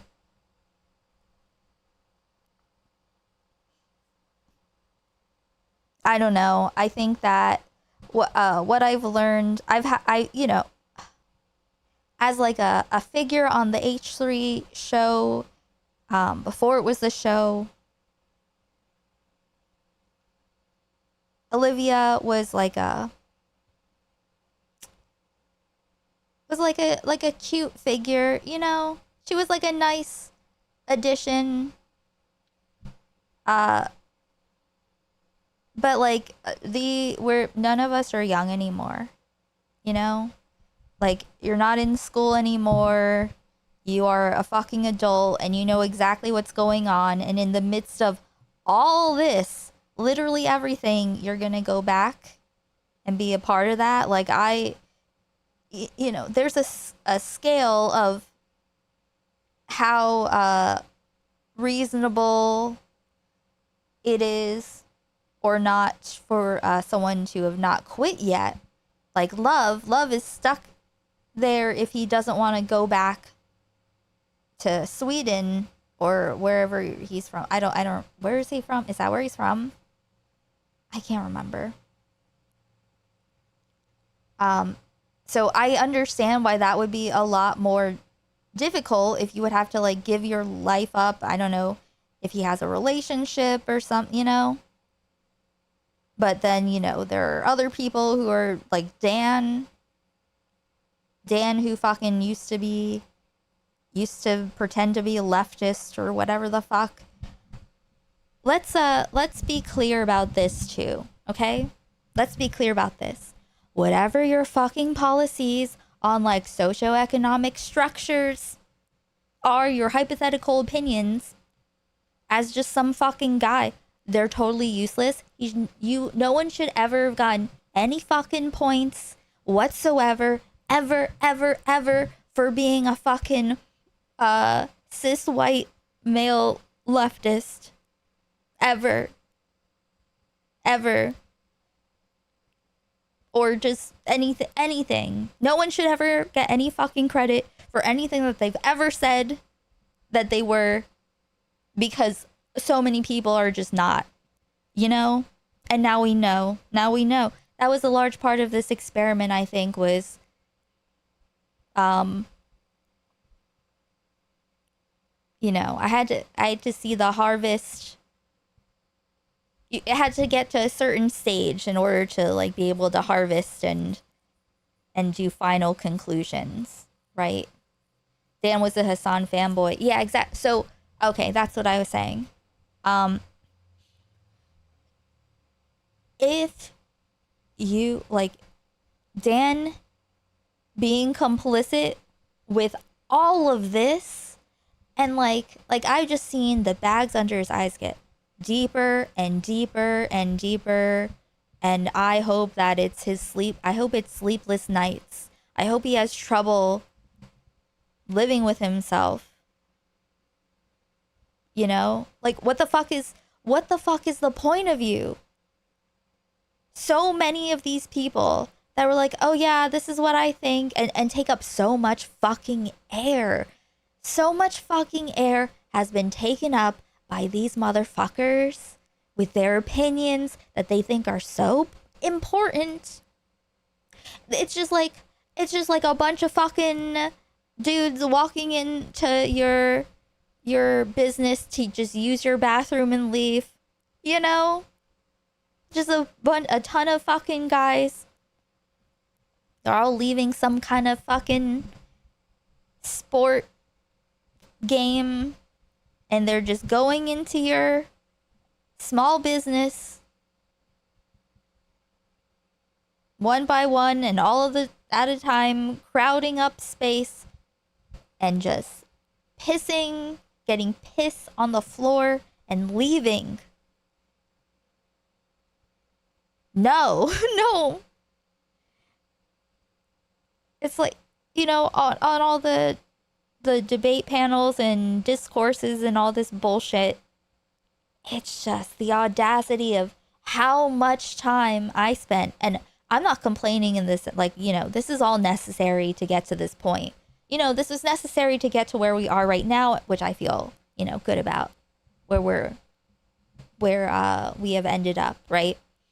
But I just, you know, just the audacity of these sub-mediocre men to think that their POV matters at all in the, considering like it can't be more diverse because they would just disappear. They're terrified. They know that they're so fucking personalityless. The reactionaries, they have nothing else. They're insecure. They have nothing else. And they know if you put them in a room, a diverse room full of interesting people, that no one will give a fuck about them. And I'm sorry, but not. That you need to learn how to have an identity and a sense of self-worth without the eyes of other people being on you. You have to figure out how to detach your ego from your underlying sense of individuality and self-worth, proportional to what it should be. This analogy seems too specific to not be an experience you've had. I completely forgot. What was my analogy just now?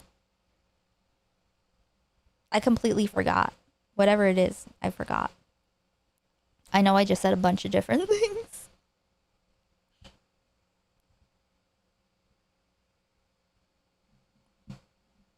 People stealing your bathroom.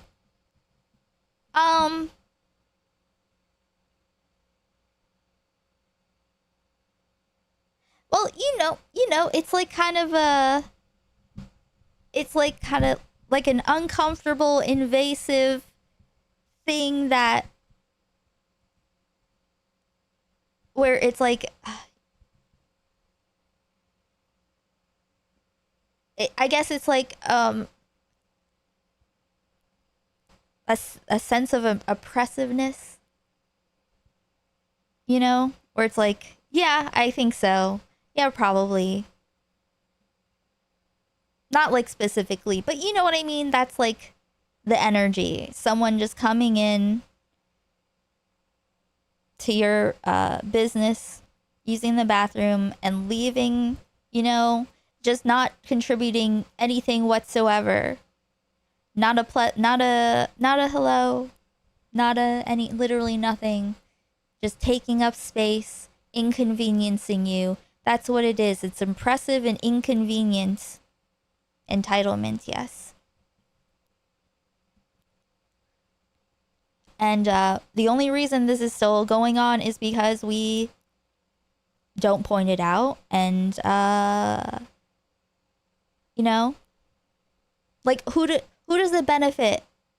For us, the harassed and the harassable? Who does it benefit for us to just take it upon ourselves to figure out how to defuse this bomb safely each time? It's a lot of energy, okay?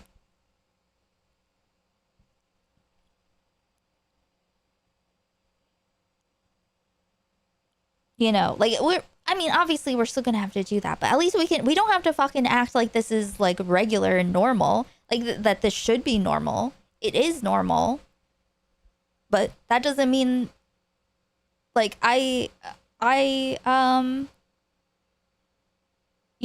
would like to, like, I feel like, I've gotten a seat of sorts, like I found a little place to be, and I feel like, I want to take up space in a way that is disruptive and will leave more room for the people who will be doing this, who care about similar things in the future, whatever's next. I would like to have an impact on the fuck you of the future. You know what I mean?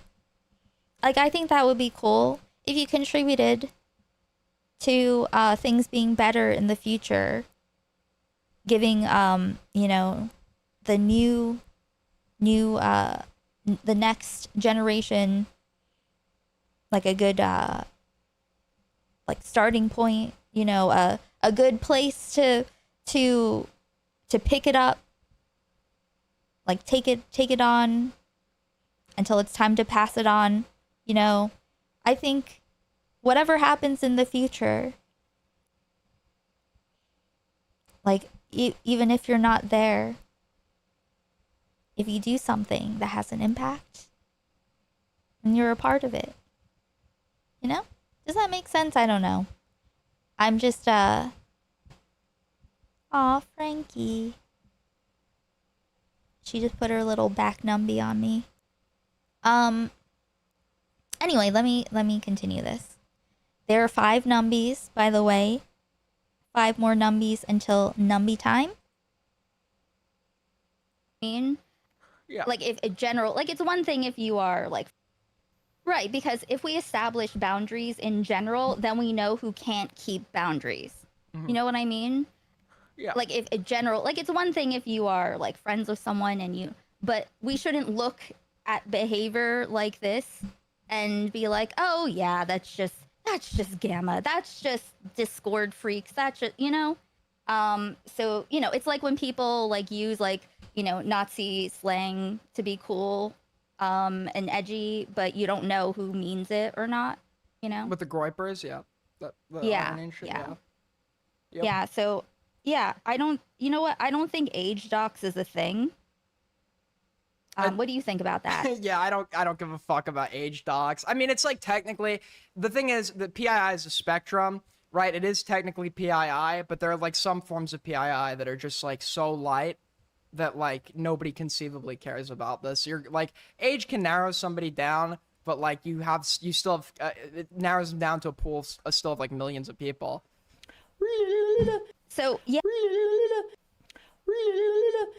Thank you, Peter, for your one and only Prime. Guys, you like this stream? You want more streams to happen? Consider becoming a member, gifting a membership. If you have a Twitch Prime you're not going to use anywhere else, you could use it here.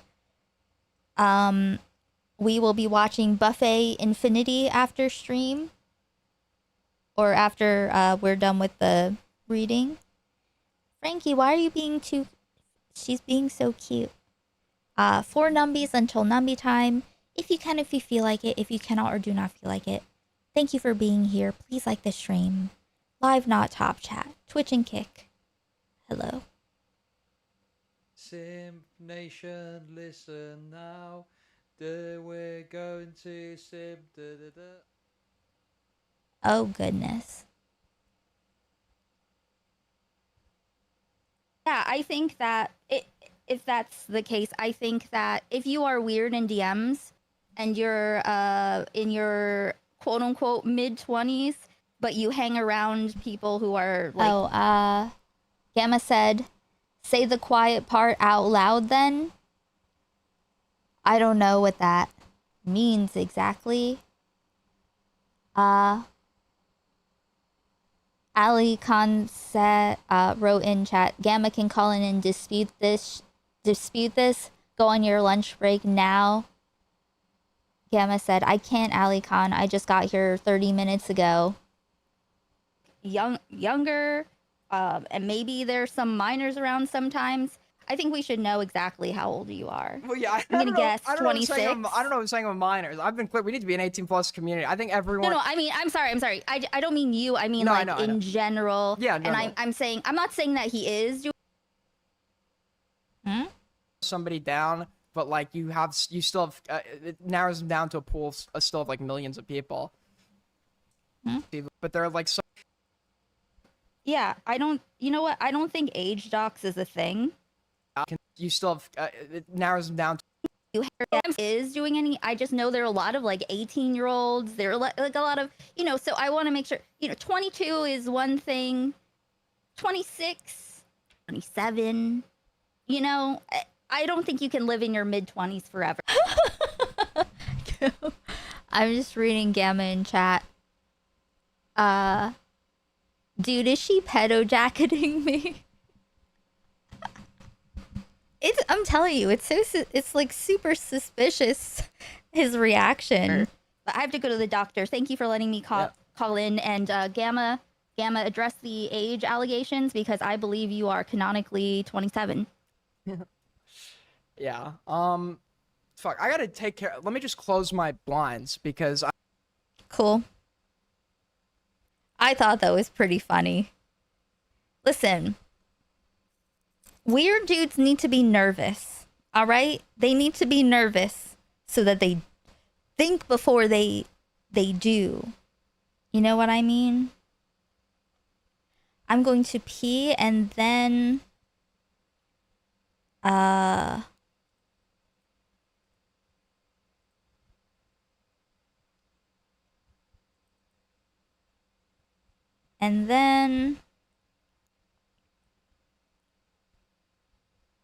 I will read. I'll continue reading. Cool. Frankie, stop being so beautiful. Okay. Don't fall off.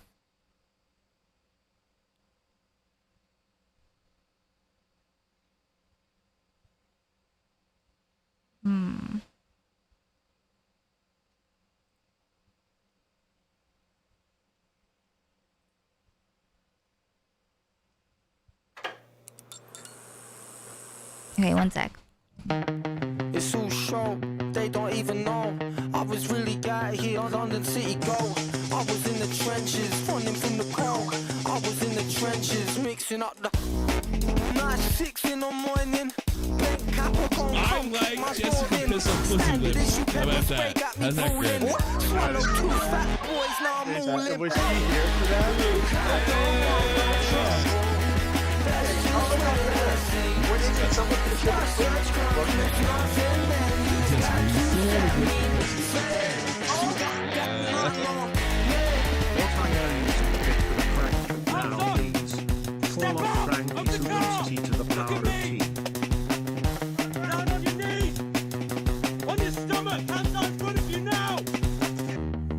This a joke, I don't even know how the fuck they find out. There must have been a grass. I was making waves, now I'm laying on my eyes.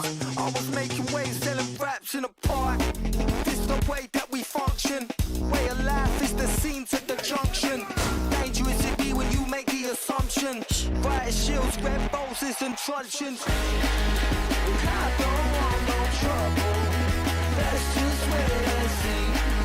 If your search concludes nothing, then you've got to set me free. You got nothing on me. Got nothing on me.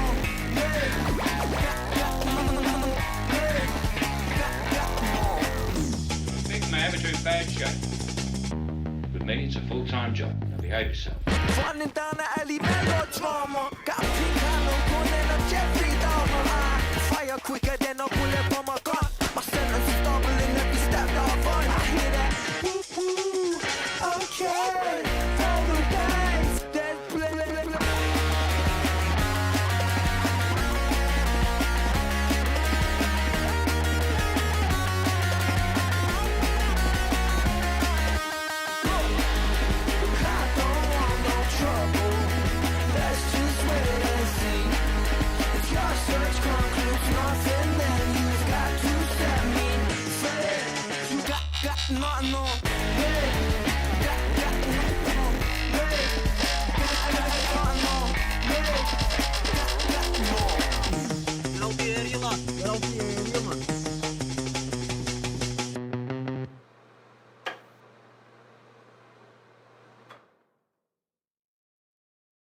Something's just come to my attention.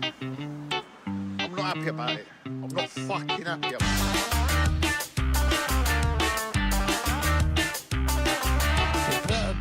He said talk too much, you'd be in jeopardy. Every Friday night I could see it's gonna be another tale in this sweet old town. I stopped there, fuck all, cause it ain't my rhyme. Basically, I took the teddy, pick a flow, I crushed it up and then I sniffed it with some D&B. Something's just come to my attention. It's a lovely drop. Watch this place burn down, the place blow up, the crowd get fucked, off my nut. Thank you so much, Acid Talk, for the 117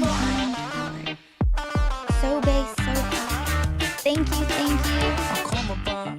Tell you all the truth, I gotta make it out. Yeah, he told me back in, Frankie he said looks flow at me it and out. she knows. Telling me my songs are She knows what the situation is. I will go. So clever me. I bring the rhythm in the blues, I play the cost to be the boss, you see. Come to my attention, it's a lovely drop. Why is this place burn down? Is the place blow up? Is the crowd get fucked? Off my nut when I smoke that line. And I feel so free, like I'm back at 03. Better off my nut.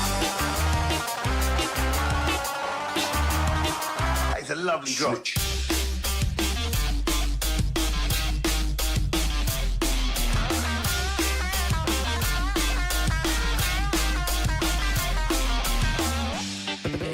Basically, I took the teddy, picked the flow, crushed it up, and then I sniffed it with some DMB. Come to my attention. It's a lovely drop. Why is this place burn down? Is the place blow up? Is the crowd get fucked? Off my nut when I smoke that line. And I feel so free, like I'm back at 03. Better off my nut.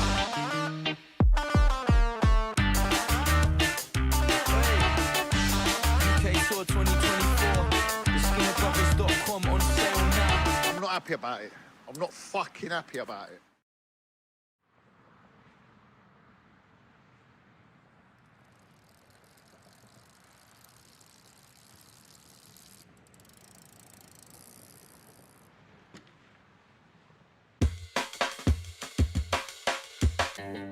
I said, know your fucking place from me.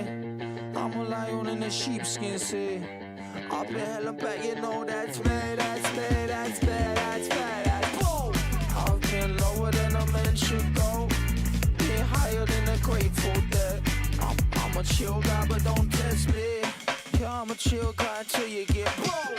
When we come around, don't suffer fools gladly, I don't do clients. They say we sound like London time. Double with that rude boy on my way. Higher mash, push up my lighter. Everyday soldier, man, not any fighter.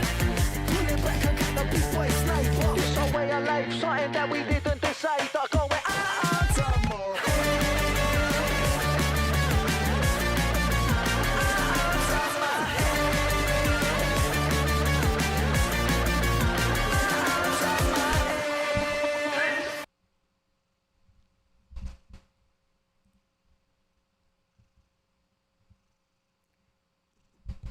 Look who's here. Frankie. Okay. Ooh, no. Frankie. Hold on. Okay. Ready? Hey, tipster. I'm liking what I'm seeing. Numbies, numbies, numbies, numbies. Give me a numbies, girl. Numbies, numbies, numbies, numbies. Give me a numbies, girl. I need your numbies right now.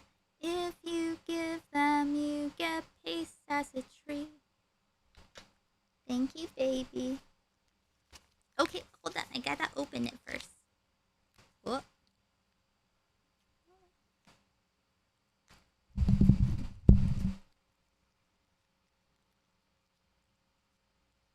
Yes, baby. See her eyes?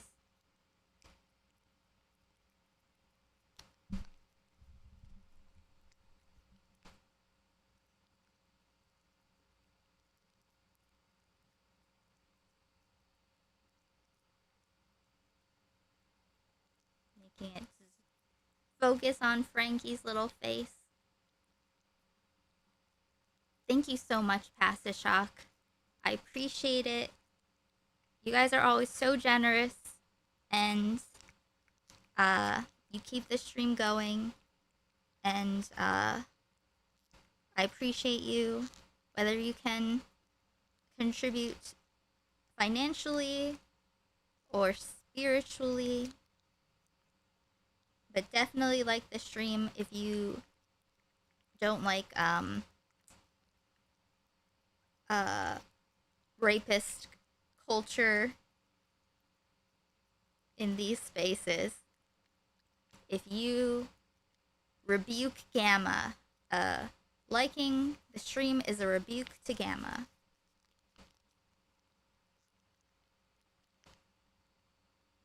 What a good baby. Thank you. You just baby. Tommy.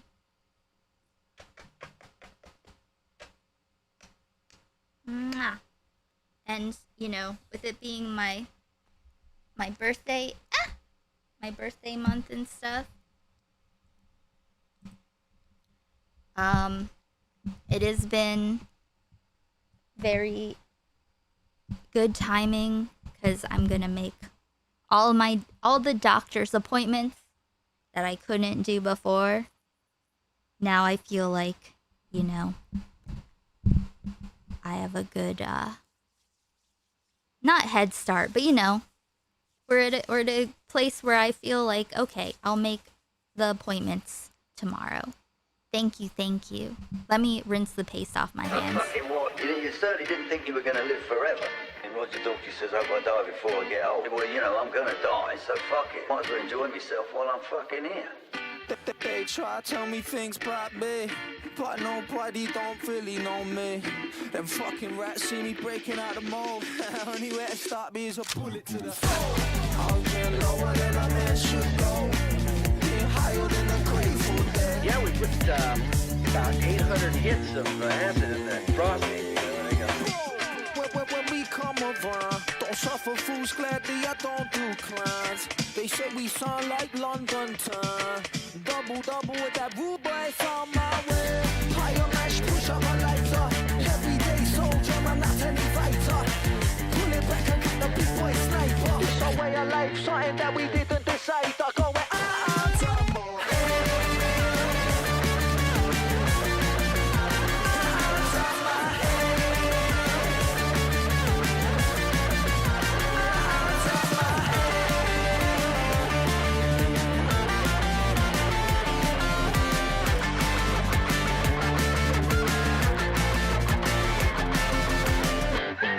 fucking what? You certainly didn't think you were going to live forever. You certainly didn't think you were going to live forever. When we come around, don't suffer fools gladly, I don't do clans. They say we sound like London town. Double with that rude boy on my way. Higher mash, push up my lighter. Everyday soldier, man, not any fighter. Pull it back and get the big boy sniper. It's a way of life, something that we didn't decide. I go where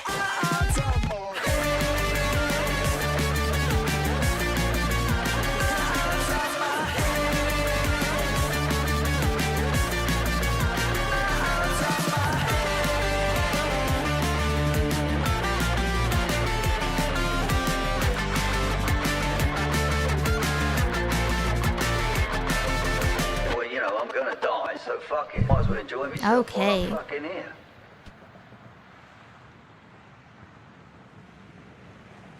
Excuse me. Okay. Ahem.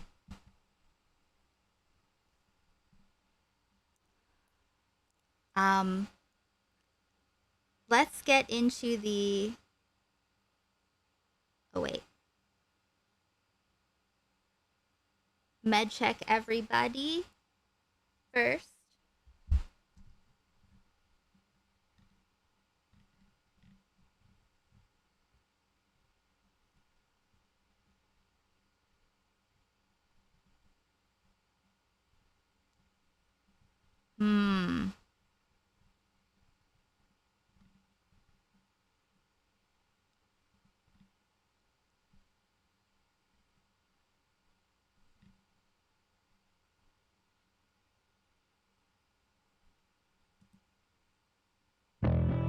Let me get that together. I'm gonna get my stuff together for the reading.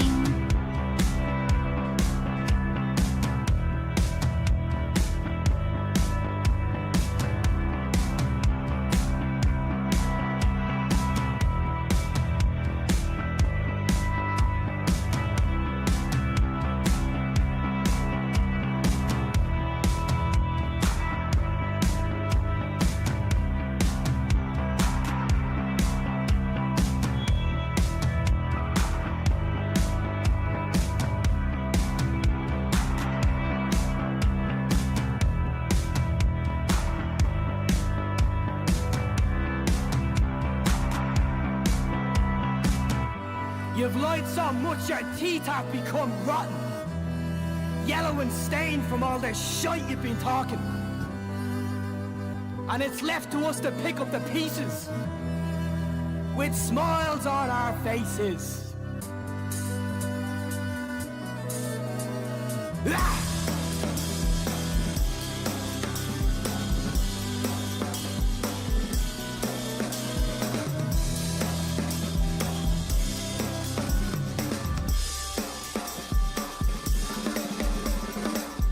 Say no to wanker landlords running the country. Say no to paying someone else's mortgage your whole life. Say no to living in a tent and being happy with it. Say no to having to pay yourself in the debt to keep on top of your mental health and stability. Just say no. Say no to being told lies your whole existence. Say no to gentrification. Say fuck off to 5 days a week. Listening to some prick telling you how to lift a box. Just say no. Say no to being hard working and getting stuck next door to your whole life to a wife-beating morphine legend. Say no to Tato and yes the king. Say no to bus drivers who can't pretend they love their job for 2 minutes.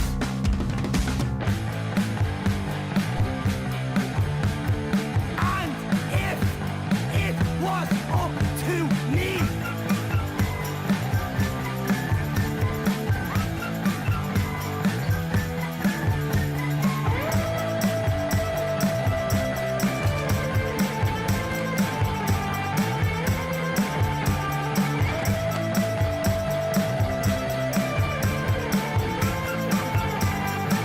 I'd have your head in a fucking plate.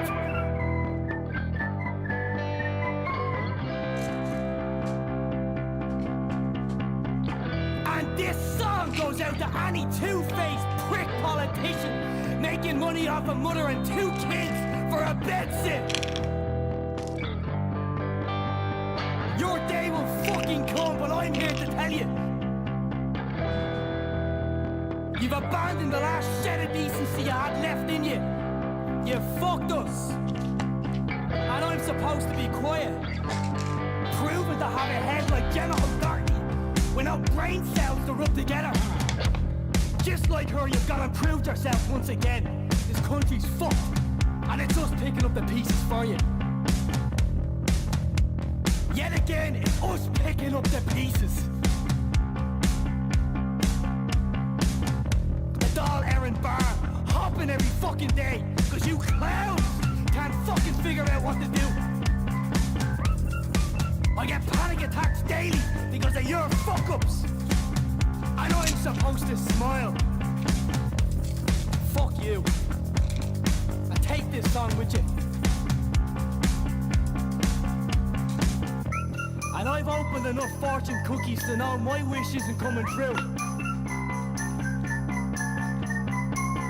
I hope you're happy with your salaries and your raises and all the big heads in RTE, all the heads in the doll. Every single one of you is looking down on us. I just hope you're happy, and I hope you hear this fucking song and realize the next one's gonna name every single one of you.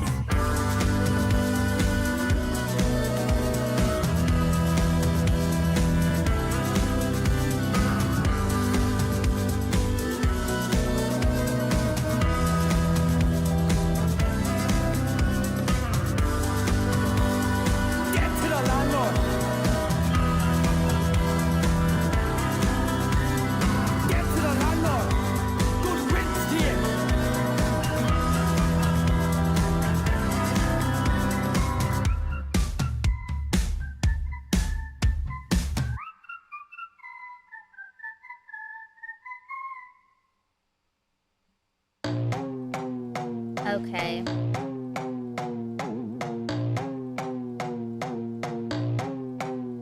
How can you heal this little moment? Do, look, do. I could pretend all our moments. Do, look, do.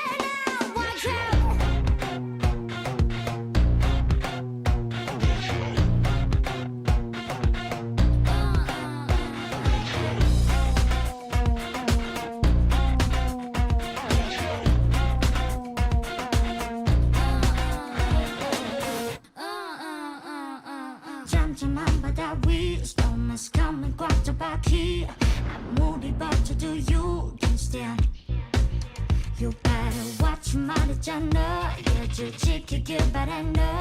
We know how to do the do. We can make it on fire. 뭔가 같이 in the car. 좀 스타일도 완전한 perfect grand slam. 우리는 봐 조금 더 멀리. 그릇이 다르지. 두고 봐 누가 남을지. Here we are. 하늘 뒤엎어 who comes out. Can this back to the paradise. 진짜가 왔어 prepare now. Prepare now. Watch out. Watch out. Watch out. Watch out.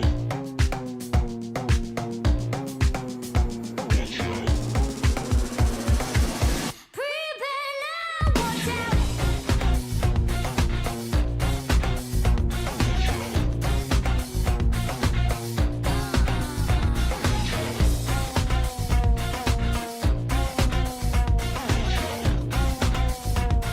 This is a really cool song.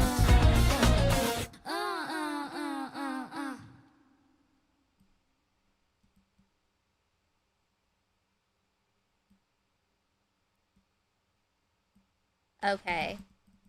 Hi, Frankie. I don't know if you can obviously see it. Look Oh, at my no. look at my face. It's annoying as fuck. The light keeps like Stop, getting in my stop. eye. 1 second. Stop. I like Aiko. I do like Aiko. I know that there are certain attributes about her that like a community like this, it might be very easy to do. I like Aiko. I don't really watch much of her content, to be fair, but I as a person, I don't I think she's fun. Yeah, I like Aiden. I think he has a good head of his shoulders. And I honestly do think that isn't it kind of crazy how like I want to be careful because famous last words and all, but like considering how long he's been around, like he's pretty well adjusted for someone who's around since he's like 13 or something.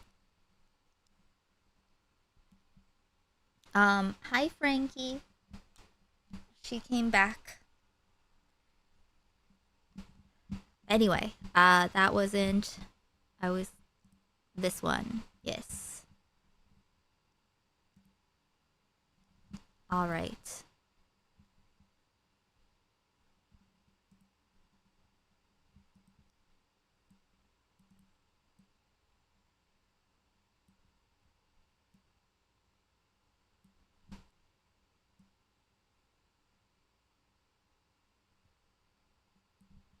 Yes, Frankie. You know what? I think I should make it a little bit bigger. Ooh.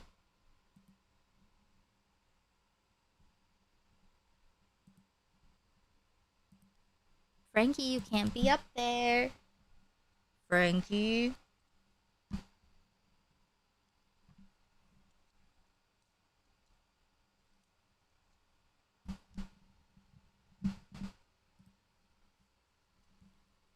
Whole party is eating Ico heads. Yep. Hey, Miller. Okay.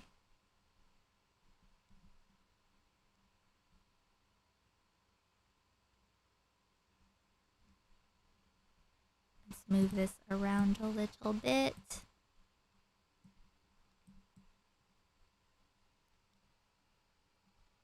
This isn't terribly up to standard, but that's fine. Whatever. Whatever. Oops.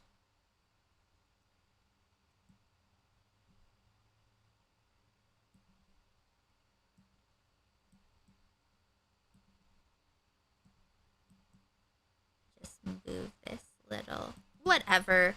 Listen, OCD issues. It's fine. So,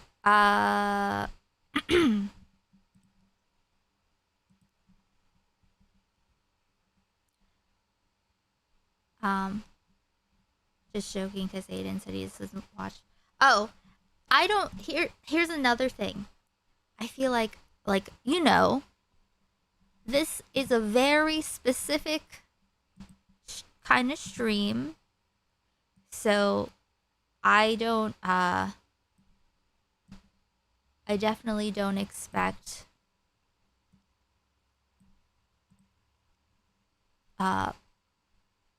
It to be for everyone. You know what I mean? It's for who it's for. As long as the people it's for are down with it, that's what it's about, right?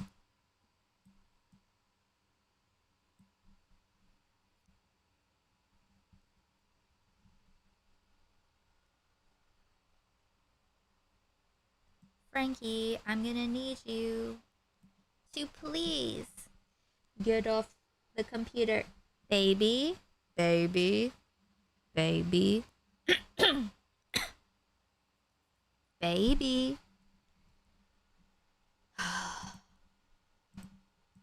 Frankie. Frankie. Come on. Babe, come on. Come on. I don't think streamers really have a ton of time to watch other streamers in the first place. I mean, yeah, if you have other stuff going on, for sure. Frankie, I'm gonna have to physically move you. Baby, come on. Come on, babe. I'm gonna. Thank you. Jesus. I feel like I either watch a lot of streaming or I don't watch any. Or maybe that's not even true. I don't know, actually. I think that I will. Let me turn off the AC real quick. Let me start the music.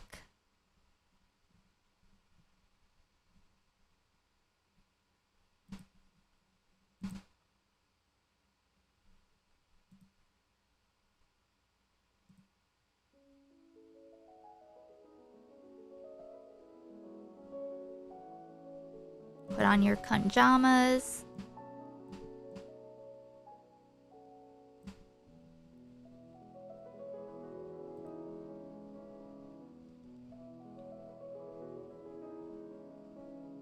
Actually, I might want to do this.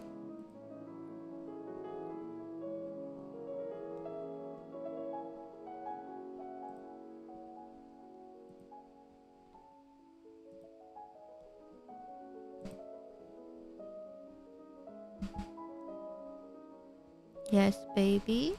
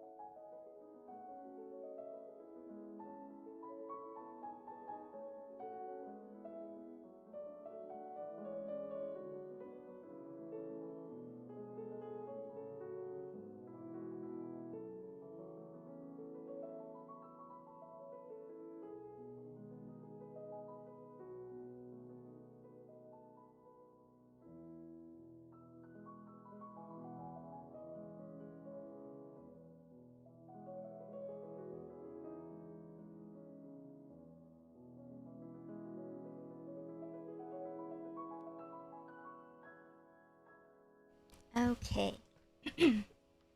Frankie is where my leg should be.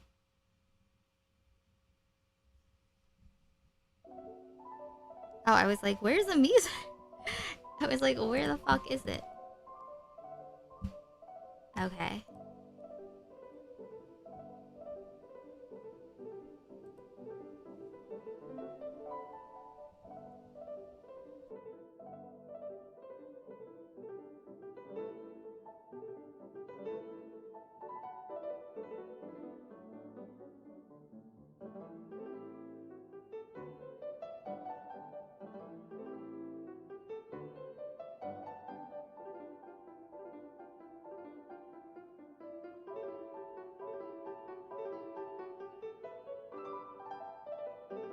I hope that everyone got their cunt jamas on.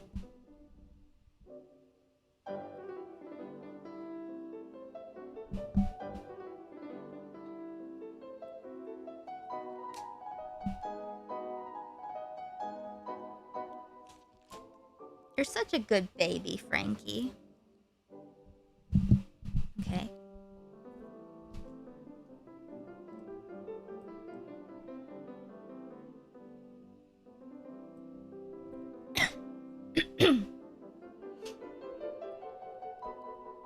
Okay.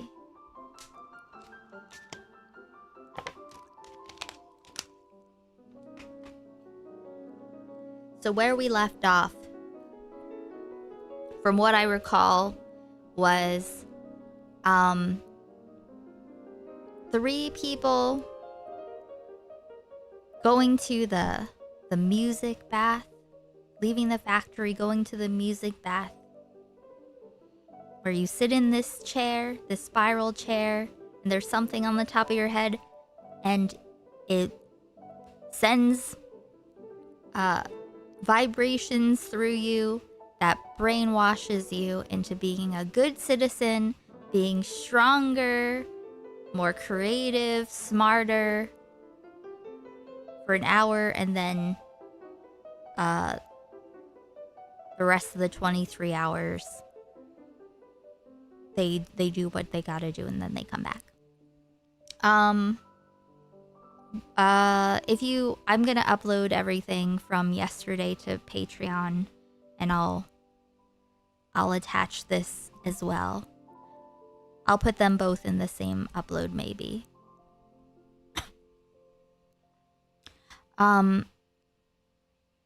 So they had the president try to, I'm a bit stoned, guys. The president set up the professor. Hold on. Let me try again. Let's start it again. Let's start again. Let's try again.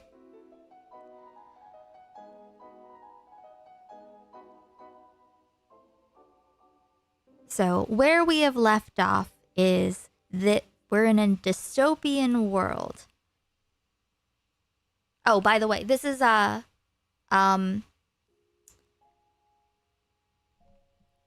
this is Juza Unno's 18 o'clock music bath. My great grandfather, yesterday, no baby, don't do that. Yesterday I read on stream portion of this short story for the first time. And my 41st birthday, we are continuing today. So, I think it was published in 1937. So in this world, we're in a dystopian world where, to my understanding and my limited processing ability when I read it through one time out loud, so correct me if I missed something. I believe we are underground because the lands under the sky, it's uninhabitable. So I think people working in factories and stuff, it opens with it being time to go to the 18 o'clock music bath. Where, you know, the workers, they leave, they line up, they have to take their turns sitting in this chair, getting blasted up the ass and down the head for 30 minutes with this music bath. Number 39, I think it's called. And it brainwashes them into being a loyal citizen, having a burst of strength, creativity, intelligence to get all of this work done in like an hour. And the inventor of the music bath, Dr. Kohak, I believe, he has been the stopgap, I think you could call it, when it comes to not frying all the citizens' brains, because the president wants the music baths to go on for longer than half an hour. He wants Omega loyalty. So he devises a plan to set the Professor Kohak up, make it look like the president's own wife and the professor were having an affair, broadcast without audio over the TV to make it look like that. And then they lock them both in there, and then gas starts coming out. Gas starts, and then there's an explosion. They don't know why. And also there are these like 3 people we were introduced to that I think worked at the clothing factory or something. Some kind of fabric factory. 2 of them are a couple, a man and a woman. And then there's also another guy, but I think the other guy is maybe having an affair with the guy in the relationship. And I think there's been surgeries involved that we're about to find out. We left on a cliffhanger that was about to be about the surgeries, the self surgeries, whatever that is. But I think one of them has wove some kind of basket to put over his butt to diffuse the vibrations, so he's not getting all, you know, the ones that come from the top aren't as strong, so he's been but he's gonna get in trouble if anyone finds out about that. And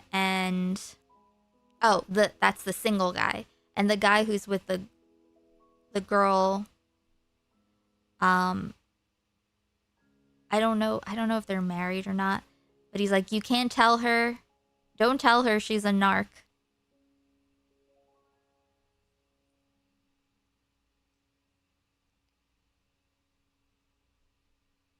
So we'll see what happens with that. I'll throw something out if I think of it. Okay. You know what? Let me have a little more edible.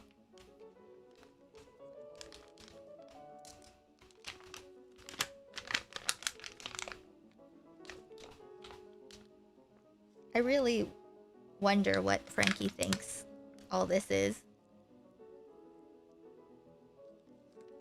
Maybe she doesn't think about it. I think she just observes and doesn't question. She's like, I don't know what that's about. I'll just keep an eye over here.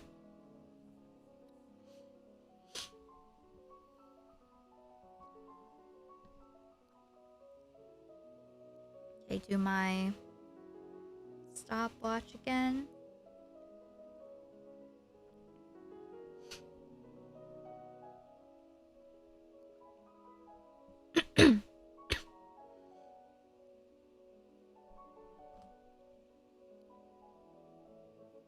Okay. So the last thing that happened was that they locked President Maluki's wife and the Professor Kohak into the room to kill them with poison gas. But for some reason, there was an explosion. The guy took out the camera, and then there was an explosion with body parts all over the place.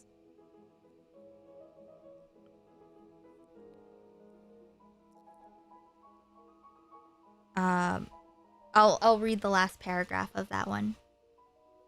No doubt your great grandfather. You know, I think I'm really interested to hear. Out, Frankie. She just grabbed me with my knee with her claws. Like when I read my story, what you guys think, because, you know, I don't really know anything about my family. So starting, you know, fairly blind, fairly dry, you know, pretty raw. Okay.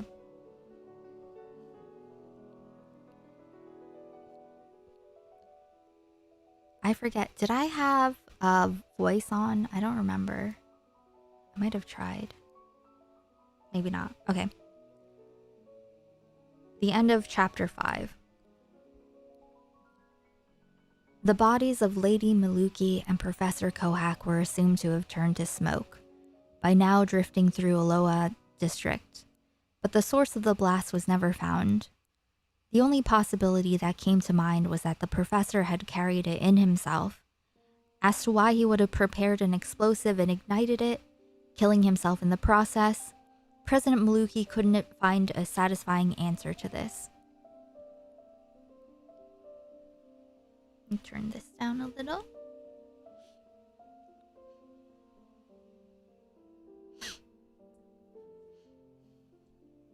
Because also, you know, I didn't really grow up with any sense of culture aside from Jesus. Because my, you know, everything is all Jesus all the time. So I don't really... So, there's not really any influences are kind of removed. So I think that's going to be very interesting to see comparison. Okay. Chapter 6. Never in 1,000 years could Penn and Bara have guessed the terrible fate that had befallen Professor Kohak. Bara is the woman. And Penn is the partner, I guess. Bara exchanged offensive jokes with Penn in her private room. But before long, their excitement fizzled out like a typhoon breaking up a cloud of mist. In the midst of their boredom, they found themselves sighing lazily. They both wondered why things felt so dull. "These days you've been rather aloof," said Penn. "Look who's talking. Don't blame me," Bara said, gently rubbing the caress doll that lay beside her pillow. The caress doll was a popular item used to stimulate the sense of touch through rubbing. Recently discovered as an alternative pleasure to smoking, the latter now being prohibited by law. "You've grown tired of me, haven't you?" "Well, I don't know. I just feel so irritated lately. I can't put my finger on it, but it's like there's some lingering doubt building within me, day by day. I have this strong feeling I'm about to fall mentally ill because my body can't take it anymore. Now that you mention it, I can't say I don't feel the same way. Ouch! Frankie! I need to cut her nails. After stream.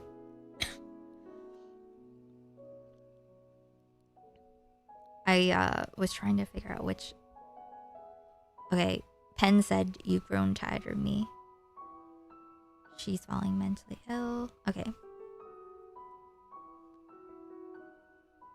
Now that you've mentioned it, I can't say I don't feel the same way. So, basically you're sick of me and have fallen in love with someone else. Oh no, that's not it at all. Maybe it's not only you that I'm tired of, but everyone. If you're tired of everyone, you're done for. I'm not like that, although I won't claim I don't hate anyone. Earlier today, I told Paul that he disgusted me. He really is an indecent man. You were right. Right about what? You said he was dissecting his own body, didn't you? Serious? You know what? I'm gonna do voices.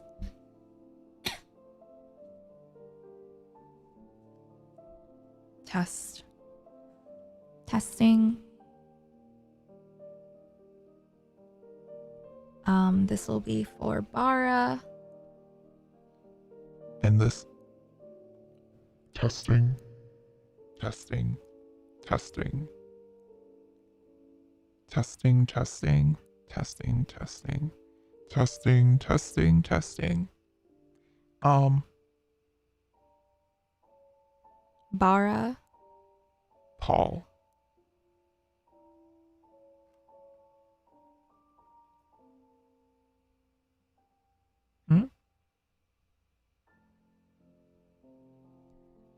I'll start over. Cool.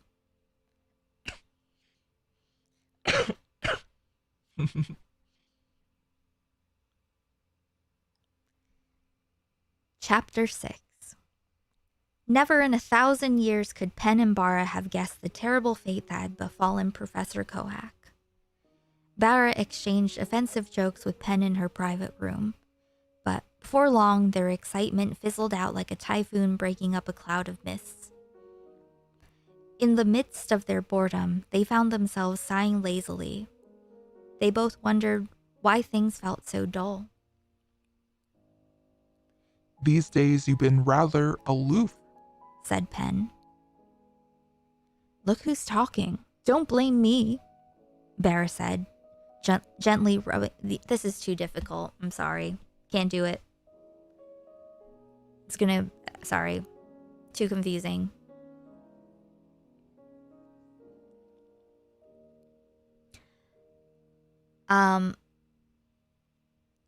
This is why I could never do audiobooks. This above all to thine own self be true, and it must follow as the night the day. Ow, Frankie, what the fuck? I gotta cut your nails. True. Okay.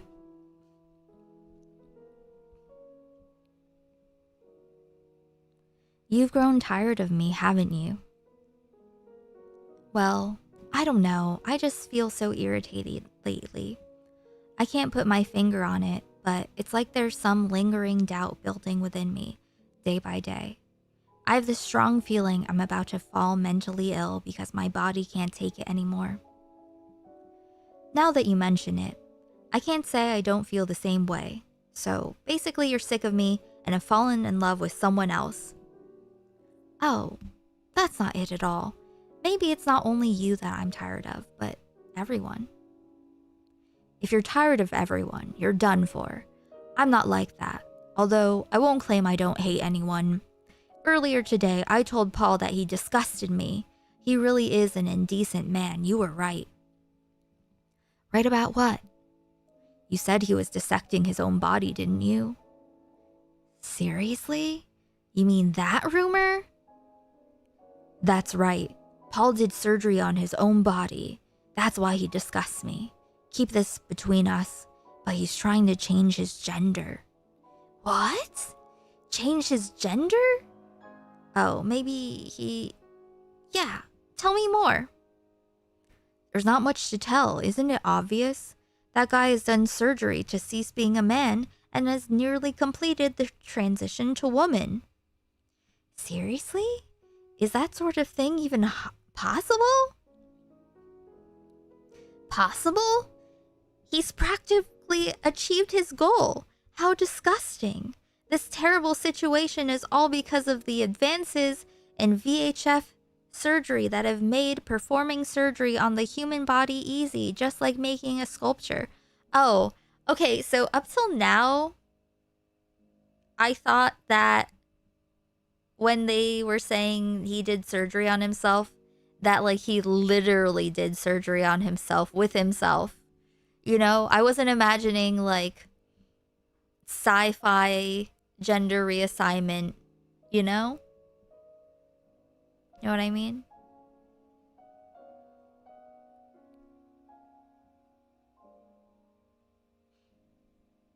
VHF.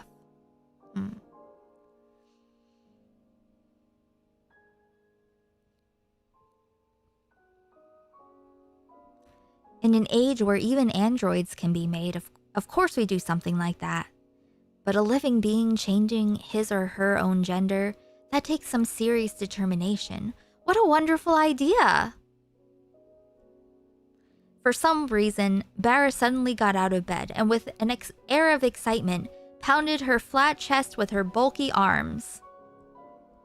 What's wrong with you? Why are you acting like that? Penn yelled, frowning. Oh, there's a typo here too. VHF? No. That's VHS. Or VCR. I think it's probably just some thing that he made up. I'm gonna do a better job with my mom. Me and my mom, we're gonna do a better translation of this. It's gonna be awesome. And I'll share it with you guys. You can tell me what you think. And I'll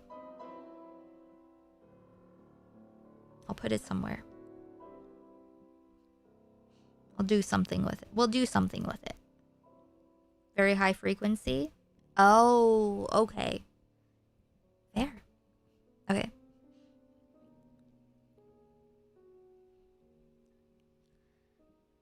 What's wrong with you? Why are you acting like that? Penn yelled, frowning.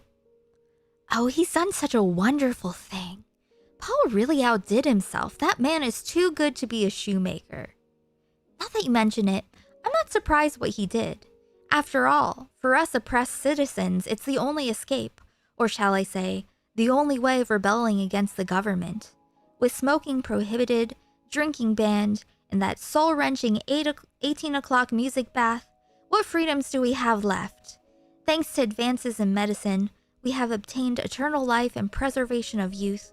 Death only happens as the result of capital punishment or suicides, the latter requiring exceptional ingenuity to pull off. There is no need to give birth to children except when a special order is given by the government. When someone is given the death penalty, the government selects a woman to be artificially inseminated. She becomes pregnant with a single baby and is admitted into the National Hospital of Reproduction to give birth to a new person, replenishing the lost one. In ancient times, the purpose of sexual desire was for procreation, but in the modern age, we know only sexual desire for its own sake. In Maluki Nation, we have had every possible liberty taken from us, save a newfound sexual independence and freedom. And yet, until now, we have not known how to enjoy that freedom in any real sense. Paul is indeed a wise man, the true hero of this nation. He has made sex into a sport and devised a way to escape from the yoke of gender, all in order to liberate humanity and pave the way into a new world of freedom. No longer must I remain a woman for my entire life. If I can become a man, or no longer must I remain a woman for my entire life. I can become a man. If I change from a woman to a man, I wonder if you would feel the same about me.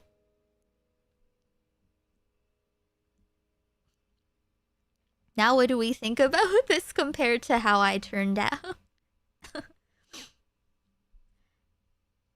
Overpowered by Barra's impassioned tirade, Penn was dumbfounded. He sighed and parted his trembling lips to speak. You becoming a man? What a horrific notion! This relationship is over. It's now painfully clear to me there's yet another thing to make my life miserable. Damn. Penn is no ally. Chapter 7. On account of an emergency call from Secretary of State Madam Asari, students Penn and Barra had to leave the room immediately. They had received word that the Secretary and President Maluki would be visiting Alishia District in 5 minutes.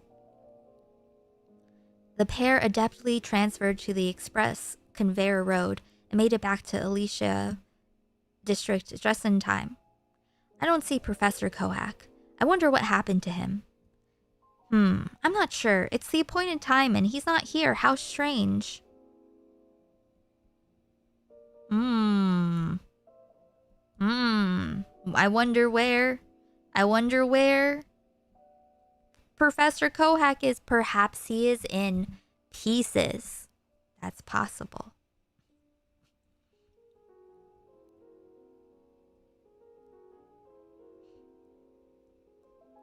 So the president and the secretary of state,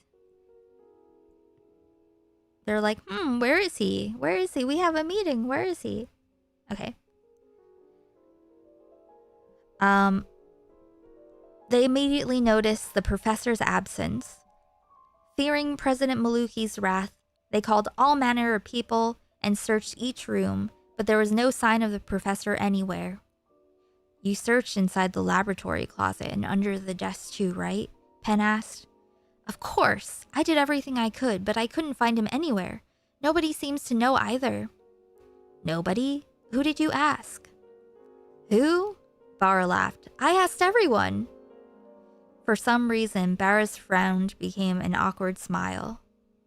Shortly after, they heard an uproar outside that they took to be the secretary's arrival. They both rushed to the door. Oh my, the president is... They had expected the secretary... Hi, Frankie. They had expected the secretary to arrive by herself, yet to their great surprise, she escorted the president, who now stood there arrogantly. Madam Asari barged into the room. Oh, never mind. I thought that they were doing something sneaky, but they are not, because they don't have to, because they're fascists and they can do whatever they want. Madam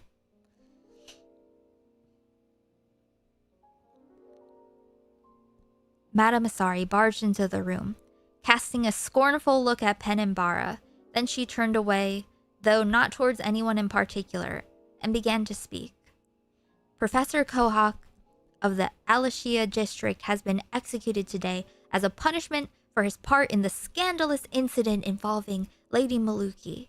Therefore, for the time being, I, Secretary Asari, will take charge of that district, concurrent with my existing post. Additionally, Barra is hereby ordered to become provisional vice head. That is all. Penn and Barra began to tremble hysterically as if electrocuted. This was the first they had heard of the professor's violent death. It was hard to believe that anything scandalous could have occurred between Professor Kohak and Lady Maluki. The professor had shut himself up in the laboratory and devoted nearly all 24 hours a day of the day to his work. He wouldn't have had the time or the motivation to get involved in such a thing. But if he did, what exactly would it entail? Besides, Professor Kohak was the nation's #1, or more accurately, the nation's star scientist. He was Maluki Nation's most valuable treasure. Under direction from President Maluki, the professor had designed and built a variety of cultural facilities. Executing him amounted to an act of suicide for the nation. Who was going to continue the professor's work with him gone? What a terribly thoughtless death sentence. Furthermore, what would become of the androids that had been in development, having already consumed an enormous portion of the national budget? The professor's two pupils felt as if the ground had suddenly caved in before their eyes to form a several kilometer gorge. And thus, Vice Head Madame Barra, I hereby order you to accompany the president on an inspection of the entire Alashia district where Professor Kohak had been assigned. You will depart for your assignment immediately. Barra felt a tinge of joy at being called vice head, though she had no desire to lead the president through Alashia district. But an order was an order. She had no choice but to begin guiding President Maluki's party through each room, beginning with the next workshop. The entire Alashia district was on a single floor, with a total of 16 rooms in various sizes.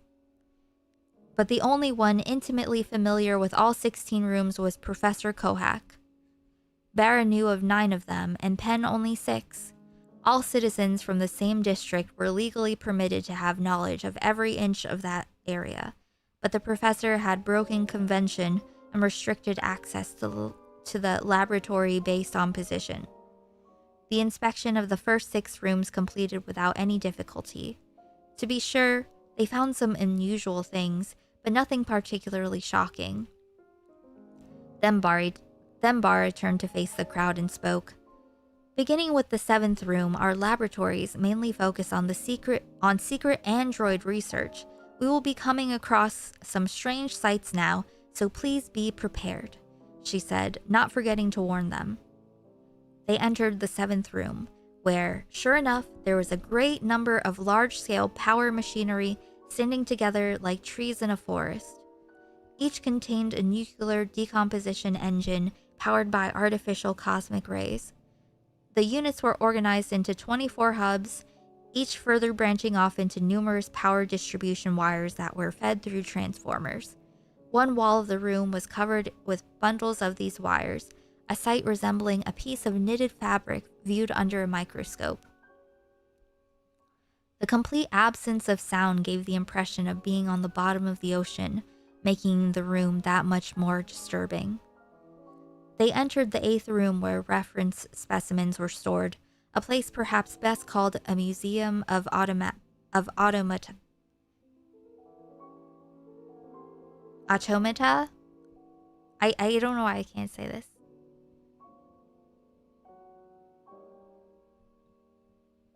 Automata?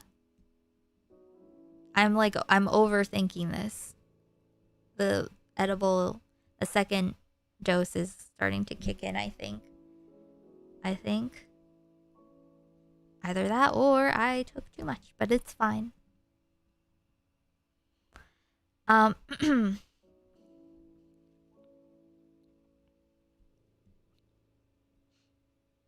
They entered the 8th room where reference specimens were stored. Automaton. Okay, automata. Okay, got it. Yeah. They entered the 8th room where reference specimens were stored, a place perhaps best called a museum of automata. All manner of man-made automata were put on display, beginning with items from the 4th century BC. Approximately 700 models were present, marionette-like contraptions and armored warriors, progressing to radio-controlled units built with relays and remarkably human-like models with artificial skin. These specimens of automata gazed eternally at the ceiling with eerie expressions, tightly crowded like a hall of mummies, stiff shoulder to stiff shoulder. Penn stared wide-eyed as he wrung his hands, clearly made uncomfortable by the strangeness of these rooms he was seeing for the first time. Now, this is the 9th room. Things will get a little noisy here, Barra said in the manner of a tour guide. President Maluki and the secretary exchanged anxious glances, but a moment later they thrust out their chests and elbows, trying to act tough in front of the door to the 9th room. Despite having promised to guard the party, for some reason, Barra hesitated awkwardly to open the door. Secretary Asari quickly picked up on this and got hysterical, as she was apt to do. "Open the door this instant! Dawdling here will not do us any good, Madame Asari said as she glared at Bara. Still, Bara's hesitation continued. She even withdrew her handkerchief frequently and dabbed sweat from her forehead. Penn grew concerned when he saw Bara's behavior and backed away from the door. The secretary's face gradually reddened as rage bubbled up inside her. So, you aren't going to open it. Well, if you aren't, I will, but you'd best be prepared to be punished. Just as the secretary tried to push open the door, Bara leaped in front of it. That's dangerous. Please stop. If you open the door now, it will explode. Chapter 8. Hearing the word explode sent a chill down Madame Asari's spine. It had triggered her memory of when they had tried to cruelly murder the professor in Lady Maluki's room, and there was an unexpected explosion, tearing off both of their limbs and scattering the pieces everywhere. Well then, we have no choice. I will open the door after engaging the failsafe. Her face devoid of fear, as if accepting her fate, Bara began twiddling 3 dials in front of the door. 3 pilot lights blinked in succession, green, red, then yellow. Soon the door began to open silently inwards. The group fearfully peered inside the room through the slowly widening gap. The 9th room is where the professor had stored his prototypes. Please refrain from teasing the creatures inside. Ugh. Leapt in front like a cat, true. Oh. Why is this?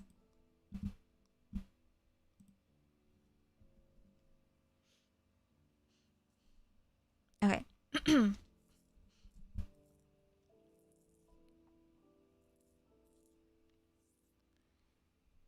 Please refrain from teasing the creatures inside. Bara leading the way, they cautiously entered the room. The group was shocked by the very first thing they laid their eyes on. Of all things, a naked woman stood there, surveying their faces in a glance. She looked approximately 17 or 18 years of age, boasting a beautiful body of pure glossy white, which called to mind frozen milk. But more than anything, it was her charming face that caught their eyes. Search the world, and you'll never find a girl quite as good-looking. Something about her was reminiscent of Venus de Milo, but perhaps it would be better to say she more closely resembled an angel. Not particularly embarrassed about her body, which literally lacked even a shred of clothing, she smiled at the group. I don't like the use of which literally lacked. I don't like that. You know?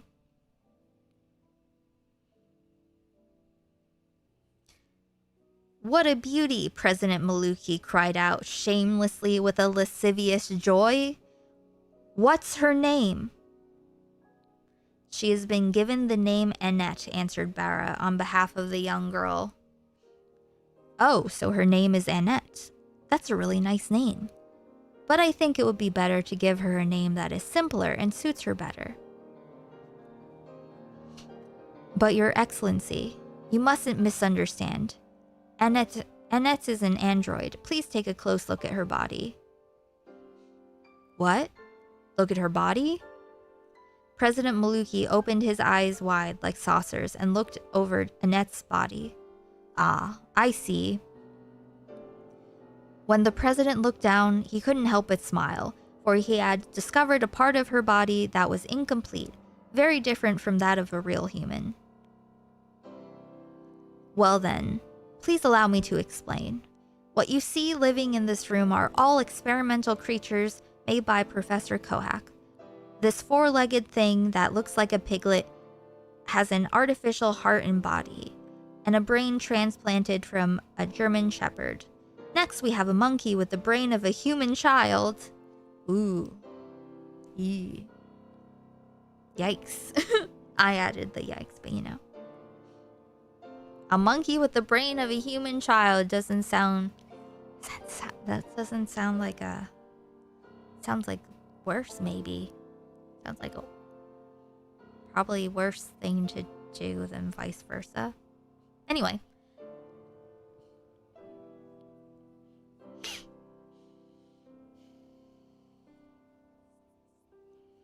I could see Rick appreciating this portion. This is wild.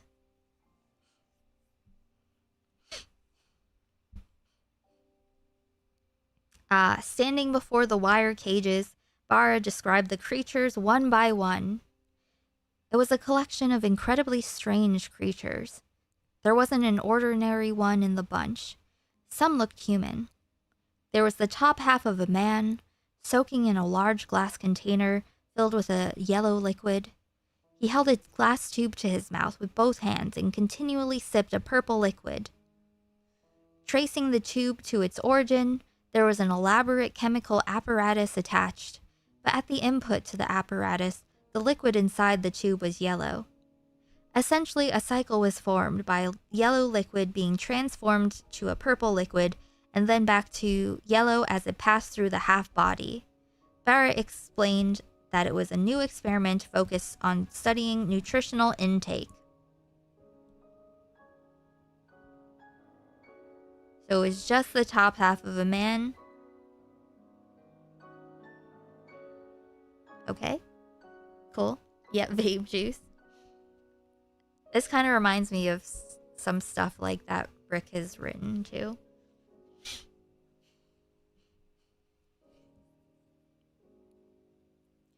Even during Barr's explanations, President Maluki seemed anxious, distracted by the android Annette.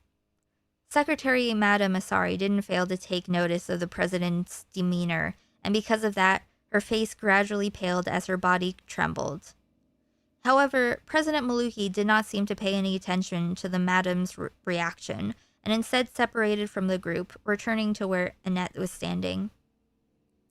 "Lovely Annette, what are you doing here?" Annette smiled broadly like a deranged mute woman. "Oh, Your Excellency," Bara approached the president with a look of concern. "Annette is a prototype, so she only understands a special set of codes. She doesn't know the Malukian language."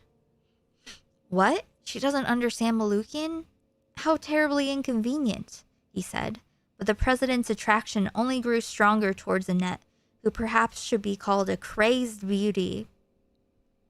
Just then, the secretary gritted her teeth together tightly, as if struggling to restrain herself, then ran over to Annette's side. Face drained of color, the secretary withdrew a knife from an inner breast pocket with a flash, and holding it like an ice pick, moved her arm to thrust it straight into Annette's heart. But at the last moment, Bara jumped on Madame Asari's arm, risking her own life, and just managed to prevent harm to the android. But the secretary was in a frenzy, and Bara herself was extremely worked up. "Secretary, what are you doing?" Was he pulling it from? Himself. That's why he's considered the father of Japanese science fiction.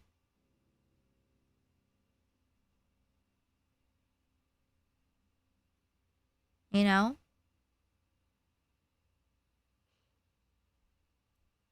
I would say maybe like the closest thing I can think of that would be like, I feel like Murakami was probably definitely influenced, you know? And I've read a lot of Murakami. And Murakami's definitely, I think, been like a little bit of an influence. Could be Frankenstein inspired. Wait, I'm wrong. 1818. Perhaps. It's possible.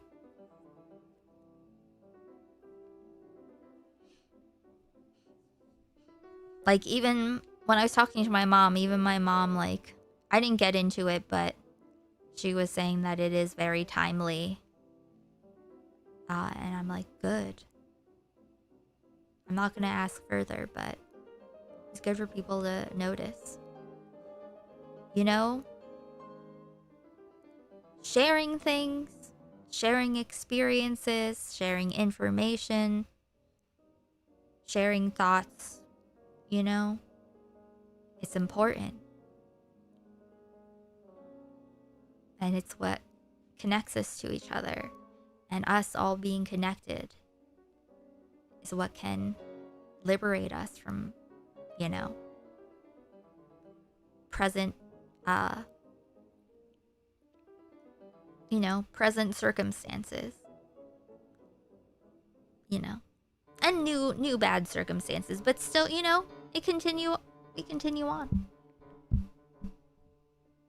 No expectations, just, you know, I would like to add to the generational fuck you, right?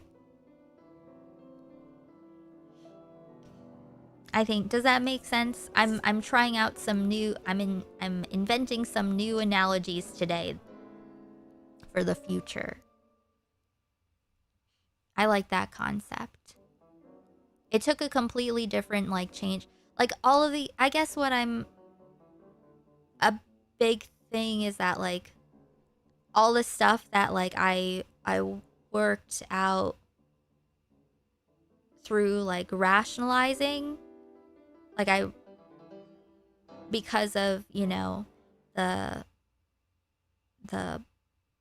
fundamentalist Christian stuff, and then, you know, obviously, like, entering the secular world, and its very, like, base level capitalist demands, and, you know, separating what both of those, you know, worlds that were the specific warring worlds of my my life, I guess I feel like it's one thing for it to make sense, and it's another to, like, see it and, like, actually, you know, see evidence of it that affirms what you know, like, now, like, basically everything that I thought before, I still think now, but, like, I feel it now. Be interesting if there's any info on how his writing influenced other authors. I'm sure it is. It's probably a lot of it's in Japanese, but we can find stuff further. Can dig over time. Excavate. But it's like, yeah, so I need my mom to translate it or something. But, you know, one thing at a time. I think, you know,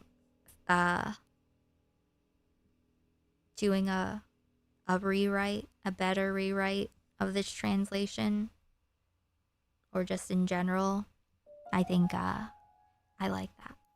I like that for a future project, because it is meaningful, and introducing this, like, the same things happen over and over, and that's not a reason to give up on anything, because there will always be the next thing. But I would say that this is, you know, I would say that through this, like, reinforcement, I guess, like, seeing him seeing the vision then, us seeing the vision now, seeing the results of, like, the space of time, almost 100 years, you know?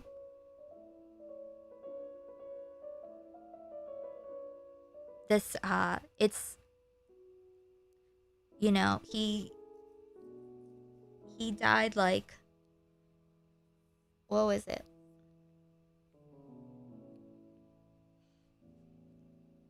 5 years after it published or something. I can't remember exactly, but he died really young. And, you know, he was conscripted into writing propaganda. So I imagine that felt pretty shitty to have that be, like, the end of your career, you know?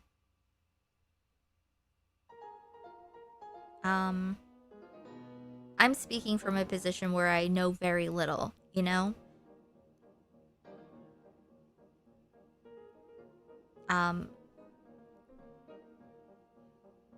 There's a lot of stuff.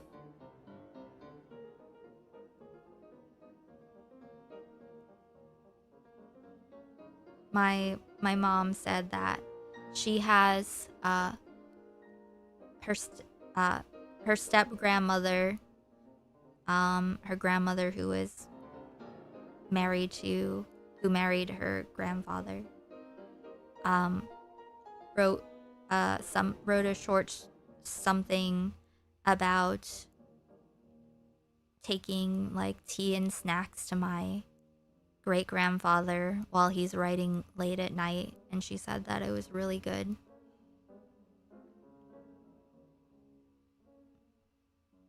Multi-generational fuck you. My mom's a refugee of Cambodian gen. The thread of fuck yous run through me, and my grandparents inspired me forever. My kids already fueled up and will keep it. Awesome. Yes.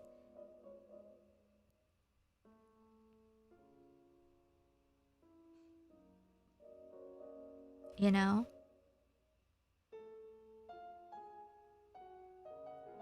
I don't know what will happen in the future, but I would like to contribute to the multi-generational fuck you to the fascist future, right?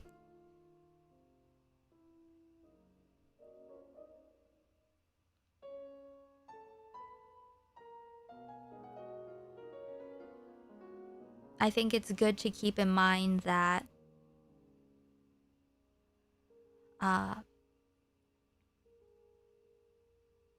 everything you do does have an impact, and you don't know how much or how little or when.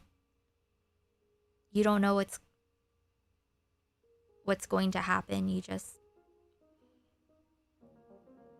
put out things if you want to, if you think that it's worth it, it's meaningful to you. Don't worry about what other people are doing to try to like appeal to people unless they're doing something that's like fucked up. Don't let people optics police you, because it's bullshit and none of them even care. People who are trying to optics police instead of having like actual like positions or beliefs, principles, they're useless. We don't need them. Hey, Giuseppeo.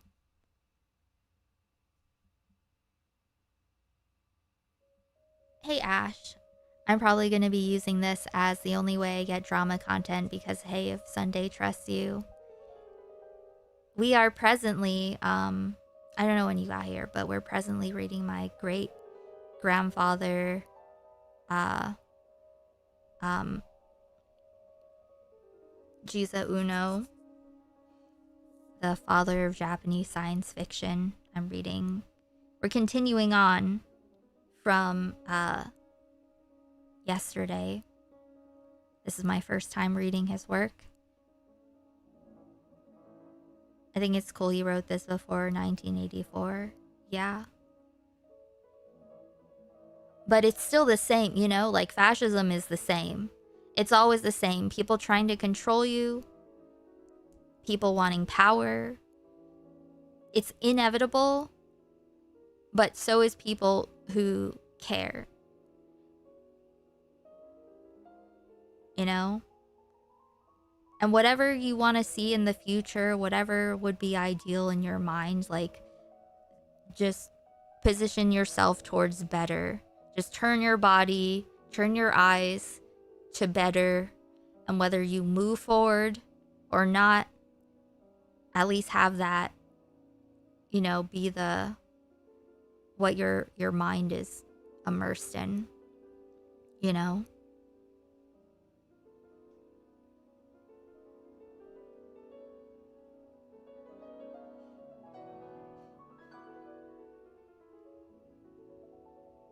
You know, it'll never be enough control for people who want to control you. It doesn't matter what all the fucking people, the libs, moderates, whatever, who are trying to say that we have to be this way or the Democratic Party has to stay that way. No, no, thank you. No. Just because you like it doesn't mean that anything has to be anything. It's like, consider them like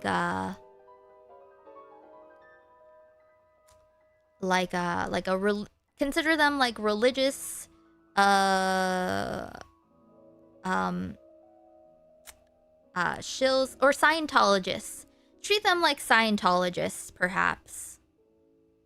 You know, the kind of person, like, obviously Wick goes without saying, you know, aside from all the, you know, allegations of him murdering children and fornicating with their slit throats, allegedly, by sources that we've all heard. You know, he is useless. Like, they will just waste your time. They have nothing to offer. The people who are like just scolding people, like looking on a witch hunt for Bernie or bust progressives or whatever, just like finding people to blame, finding people to push back on instead of having anything to offer themselves. If you don't value the direction the pushback, like if you don't respect where the pushback is coming from, try to find it from a direction that you do respect.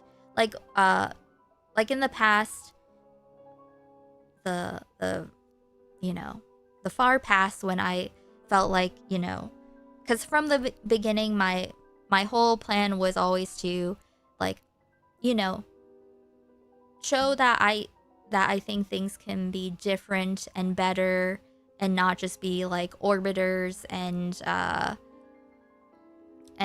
shit, like, you know, back from the Twitch poll days, and you know, showing that you don't have to play the game in order to, like, develop a platform.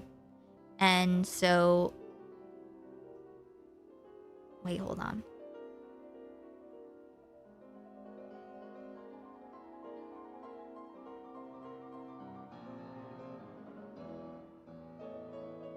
Wait, I like lost the thread. It's somewhere very close. Somewhere very close that it's like a ribbon of a balloon in the dark.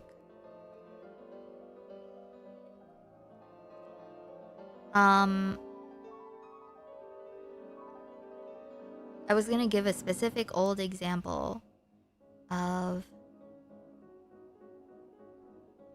I was talking about Blue No Matter Who, guys. My intention was always to, you know, if I was getting criticism from a direction that I wanted to, like, demonstrate addressing criticism in a good faith way, right? So, and, you know, I had people coming at me from all different directions, different kinds of boxes that people wanted to put me in and whatnot. So I wanted to do things in a way that showed that I was not doing I was doing something different. So at least if people were confused, and then I could have a paper trail, like, so that way I can point back to, like, a history, a pattern of behavior that I could point to, instead of having to try to convince people what to think of me. They can, like, I want people to be able to make their own minds up based on, you know, reasonably accurate information. So one thing that I did do when I was trying to think of, you know, the best way to demonstrate taking criticism was, you know, try to find a good faith version of the bad faith question, you know? Especially if someone's just trying to generate bullshit, like kayfabe beef. They're just talking out of their ass.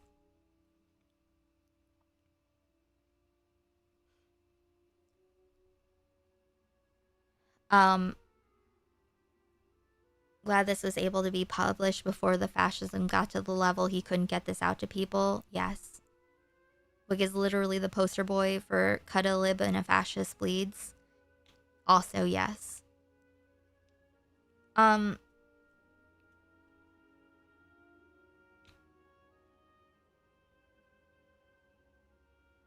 We have to, so yeah, conversations are extremely important. Information exchange, talking about our experiences so other people can reflect on their own and get better understanding, you know, and start, you know, figuring out ourselves, boundaries, what is reasonable and should be the case for everyone, you know. People who disagree are wrong. Wick is wrong. Wick doesn't want good things for people. And Hutch and IRI are the kind of libs that want things to stay within the realm of moderate Democrat because they're just comfortable enough and they're like, okay, things can get a little bit better for other people, but we can't get too crazy because if things start changing too much, I'm not gonna like having to reconfigure my place in the world. Where would you say you sit politically? I'm on the very firmly on the left. I've built all my positions, rebuilding them from a shattered worldview of being raised in fundamentalist Christianity. So I don't attach labels to myself because I don't want to be attached to anyone else. I'm just like, I'm gonna be exact. I can tell you my position on things and I'm exactly where I am. And however things shift, it doesn't matter because like I have, you know, I'm not going to assume that anyone just because they say they care about something, turns out they don't, it doesn't matter. People just say stuff. And it's your right to be like, you know what? I don't like this. Like, you know, it's fine to not want to engage with any particular person. But yeah, I think trying to steelman the position of the person making a bad faith claim about you, I think is always good. Having things on the record is important. Not being quiet. And also not putting, and like I said before, not putting it on the recipients of bad things to decide how to, you know, what should happen. Like if the person doesn't feel harassed, then it's okay, then it's fine. It's not fine. Instead of looking to how does the recipient feel, should just be like unacceptable to be a fucking freak in DMs, and also be treated as if you're, you know, not doing that. Hutch and IRI are the kind of libs that refuse to send aid to Ireland during the Great Hunger in case it disturbed the free markets. Exactly. And we don't need those people. What's the point in like giving time and energy to people who do not give a fuck, have no moral grounding, and just think that their opinions are fucking important and everyone needs to hear them regardless? Like, they think that their voice is more valuable. They think that their vote is extra valuable. Their insight. And I'm glad that after all these years, I feel confident in my conclusions of the experiment.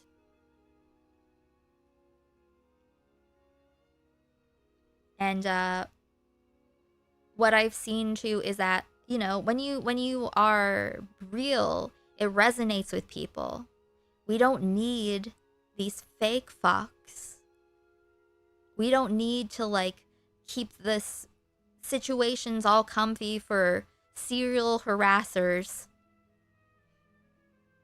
You know? We don't need to like overlook weird behavior. So it has to, like, people shouldn't have to deal with it alone. They shouldn't have to manage it alone. There should be hard boundaries set in general, expectations for engagement. So if someone can't be not weird, they won't be able to think, they'll be more likely to think twice because it won't be normal to get away with it. You know? Like child predators, I imagine. Probably, you know, they take advantage of what they can, and predators in general will take advantage of what they can get away with.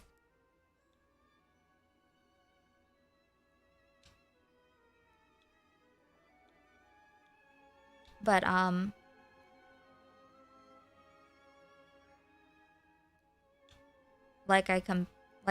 the comparison of the bathroom,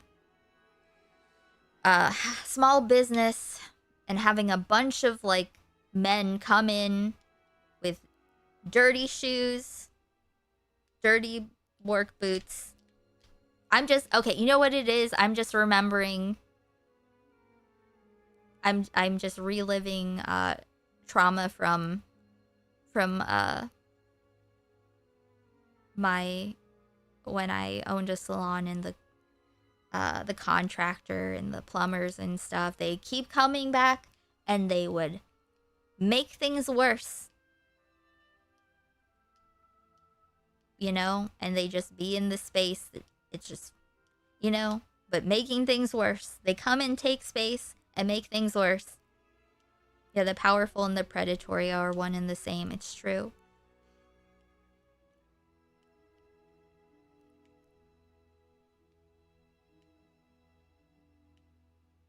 I'm okay with sitting in my water crib. I can think clearly. My nothing is everything because paradox is harmony we can encompass from our limited perspective.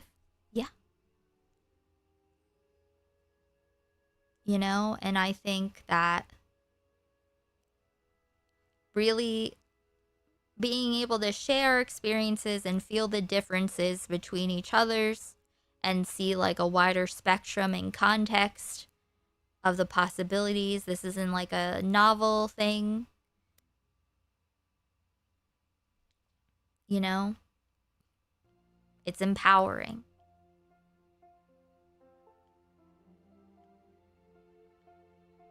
Dirty work boots I'm associating with the contractor, plumbers and stuff. That's why I have this in my head. You probably don't remember this, but you had an argument with IRI about Fetterman using Islamophobia as a tactic against Dr. Oz, and IRI was just like, yeah, it's bad, but he has to win, and you said he doesn't need to resort to that to win. I looked at him differently after that. How long ago was that?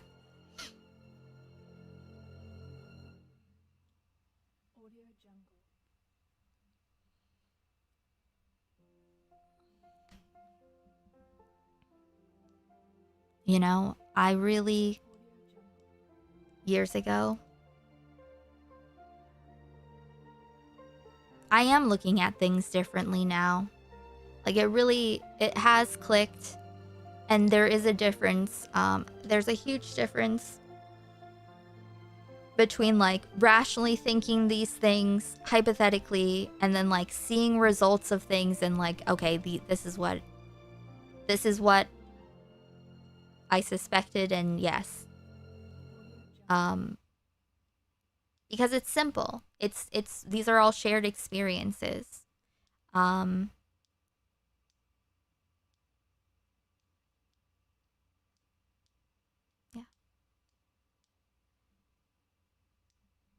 Sometimes I miss Twitch poll, and then I remember I'm just missing when Club Shitos would hop onto Vosh's stream and try to clout shark.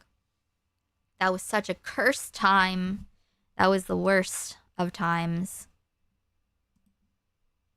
Well, maybe not the worst. There have definitely been worse. More cursed. Okay. Let me finish the chapter and then let's go watch Burger thing. And then we'll continue. Because there's still a decent amount more. But we can continue next time with it, you know? Okay. I'll go back a little.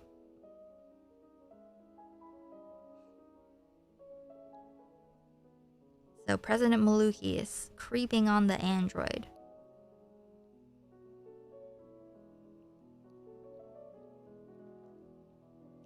Oh, Your Excellency, Barra approached the president with a look of concern. Annette is a prototype, so she only understands a special set of codes. She doesn't know the Malukian language. What? She doesn't understand Malukian? How terribly inconvenient, he said. But the president's attraction only grew stronger towards Annette, who perhaps should be called a crazed beauty. Yeah, crazed beauty is going too.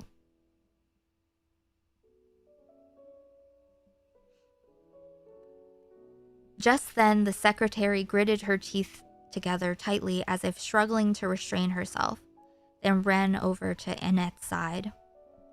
Face drained of color, the secretary withdrew a knife from an inner breast pocket with a flash, and holding it like an ice pick, moved her arm to thrust it straight into Annette's heart. But at the last moment, Barra jumped on Madame Asari's arm, risking her own life, and just managed to prevent harm to the android. But the secretary was in a frenzy, and Barra herself was extremely worked up. Secretary, what are you doing? That's none of your business. I have the authority to kill this android, and I will. Please refrain from killing her. Why are you interfering?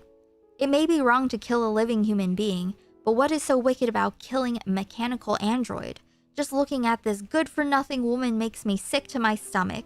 By my authority, I will kill Annette. This is going too. Good-for-nothing woman. No, you must not kill Annette. In the several weeks since her construction, she has looked after the prototypes in this room. She has spoken with us, and we become friends. Annette is no different than a real person. Killing her is just absurd. Barra held the knife, held tightly to the secretary's arm that gripped the knife and refused to let go. So you wish to oppose the Secretary of State? Well then, you will not be forgiven. But please, Madame Asari, I beg you to reconsider. And another thing, we should protect the ones that remain, because if the professor is gone, we may never be able to build androids again. That would be the worst possible loss for Maluki Nation. The worst possible loss? How presumptuous of you, Madame Asari chuckled. I suppose you have fallen in love with this android. Barra was silent. The secretary grabbed hold of Barra's hair and in a fit of rage tried to drag her down to the floor. President Maluki was shocked by this, roared out. Wait, Madame Asari, by the name of Maluki, I prohibit you from causing harm to this android. These androids are a precious product of our nation's research. Over time, I've spent 80 billion rukel on this research. You cannot kill these androids. Now put away the knife. Your Excellency, Madame Asari said as she grabbed the president by his collar. I will obey your order, but promise me this. You must never speak to these good-for-nothing androids like they're real people. Yeah, see, good-for-nothing again. Too many good-for-nothings. One good-for-nothing is too many. I'm snarking this translation. Sorry. Snarking this translation.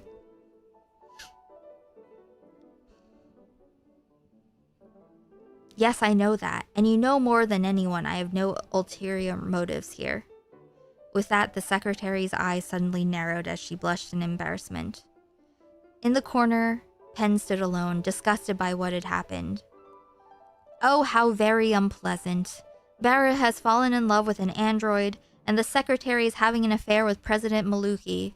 With all this going on, there was really no reason for me to hold back. My good friend, Paul the shoemaker, altered his body to become a woman, but he surely did it in order to be with me. All right, I think I'll go and settle things with Paul now. Interesting. Good place to leave off.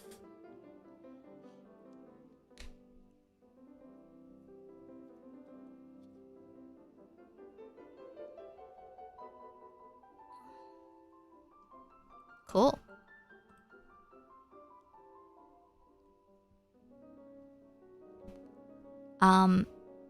We're gonna now watch Buffet Infinity. We don't know anything about it. That's true. Hutch, Ira, and Wick are good for nothing. That is extremely true.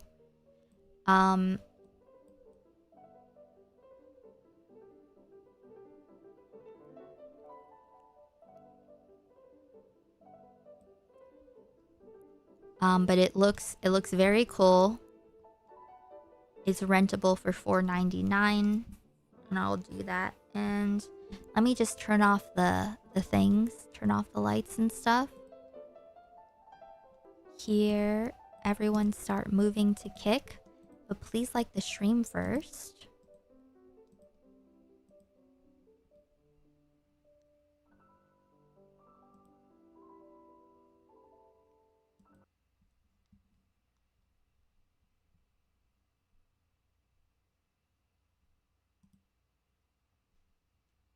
Music to crash out to.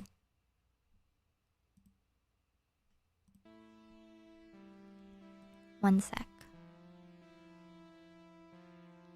And if you are not on YouTube, but you don't mind liking the stream, here's the link to it.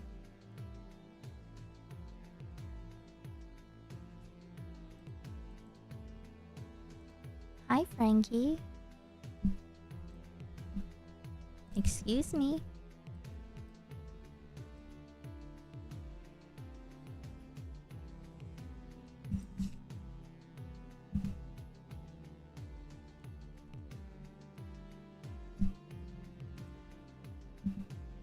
Like, woo woo. That's a woo.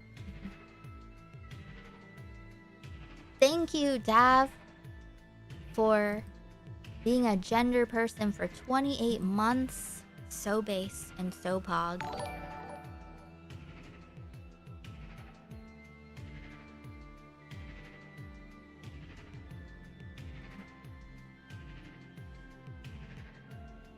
Okay. One moment.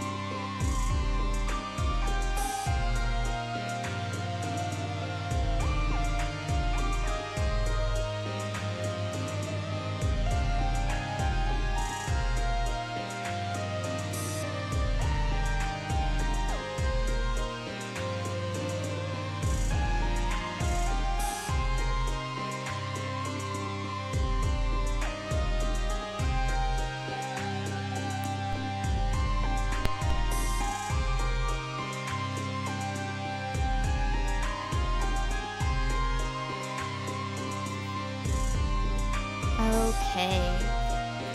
Oh, thank you for reminding me, 1,000 Lifetimes. I do need to turn that off. Everyone go to kick. Let me do this real quick. Settings. What's it under?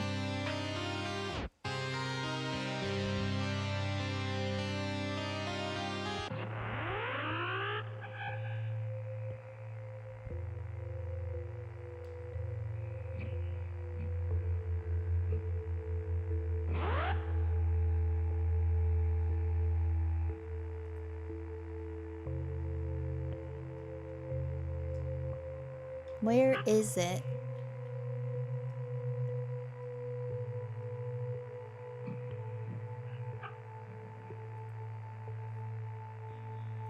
Where?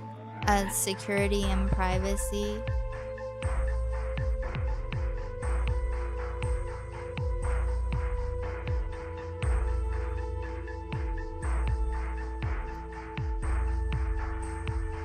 Why are you grabbing my hand, baby? What is security and privacy under?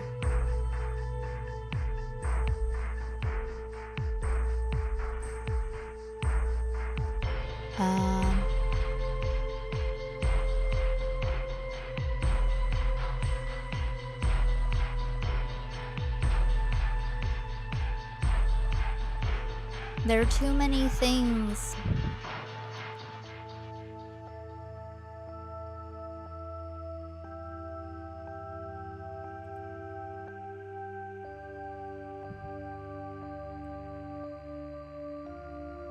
Oh. Let me see. Sneaky, sneaky platforms. What are you trying to grab my hand for, baby? Anything to say? Anything to say? Uh-huh.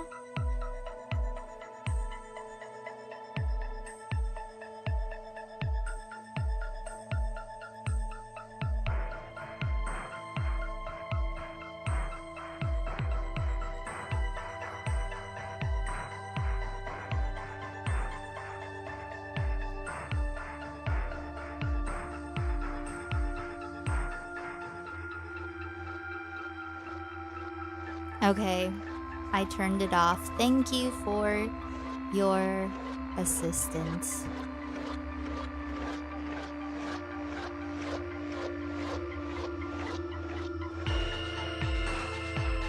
You have a new black cat named Azula? Awesome.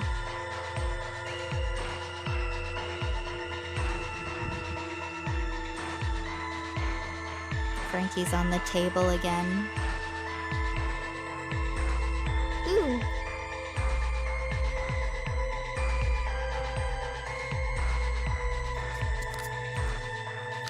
Okay, everyone go there. I have no room. Having AI trained on the horror show that is Aiko's stream would be hilarious. What would that even... I don't even know what that would be like.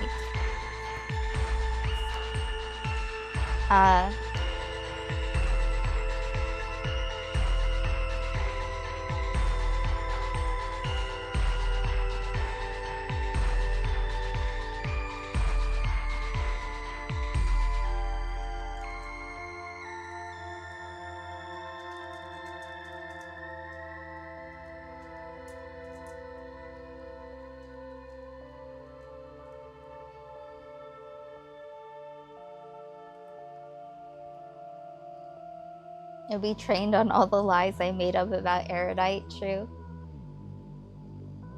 I think it is gonna be good. Okay, wait, let me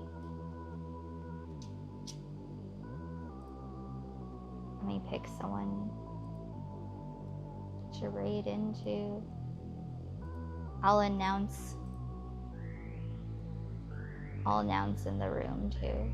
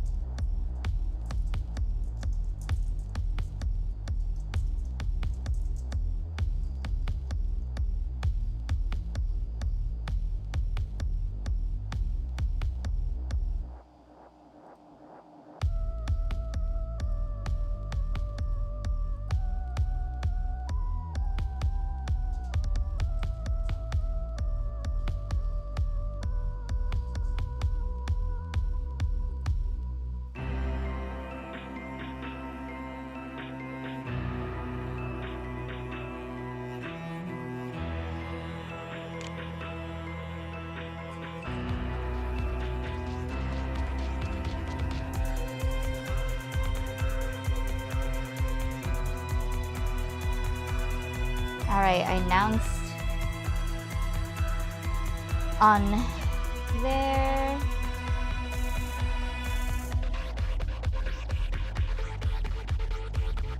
Okay. Everyone is just coming. You're just coming to kick. Okay?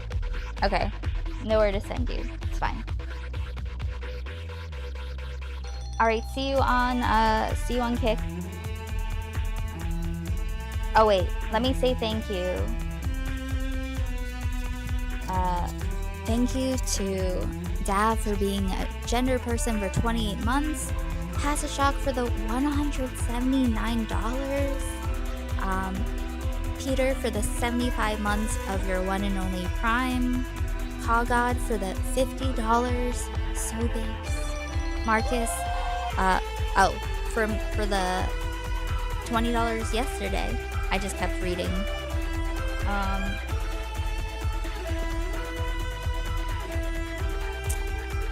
Let's see. But I'll probably be back tomorrow for regular stream. But I'll let you know.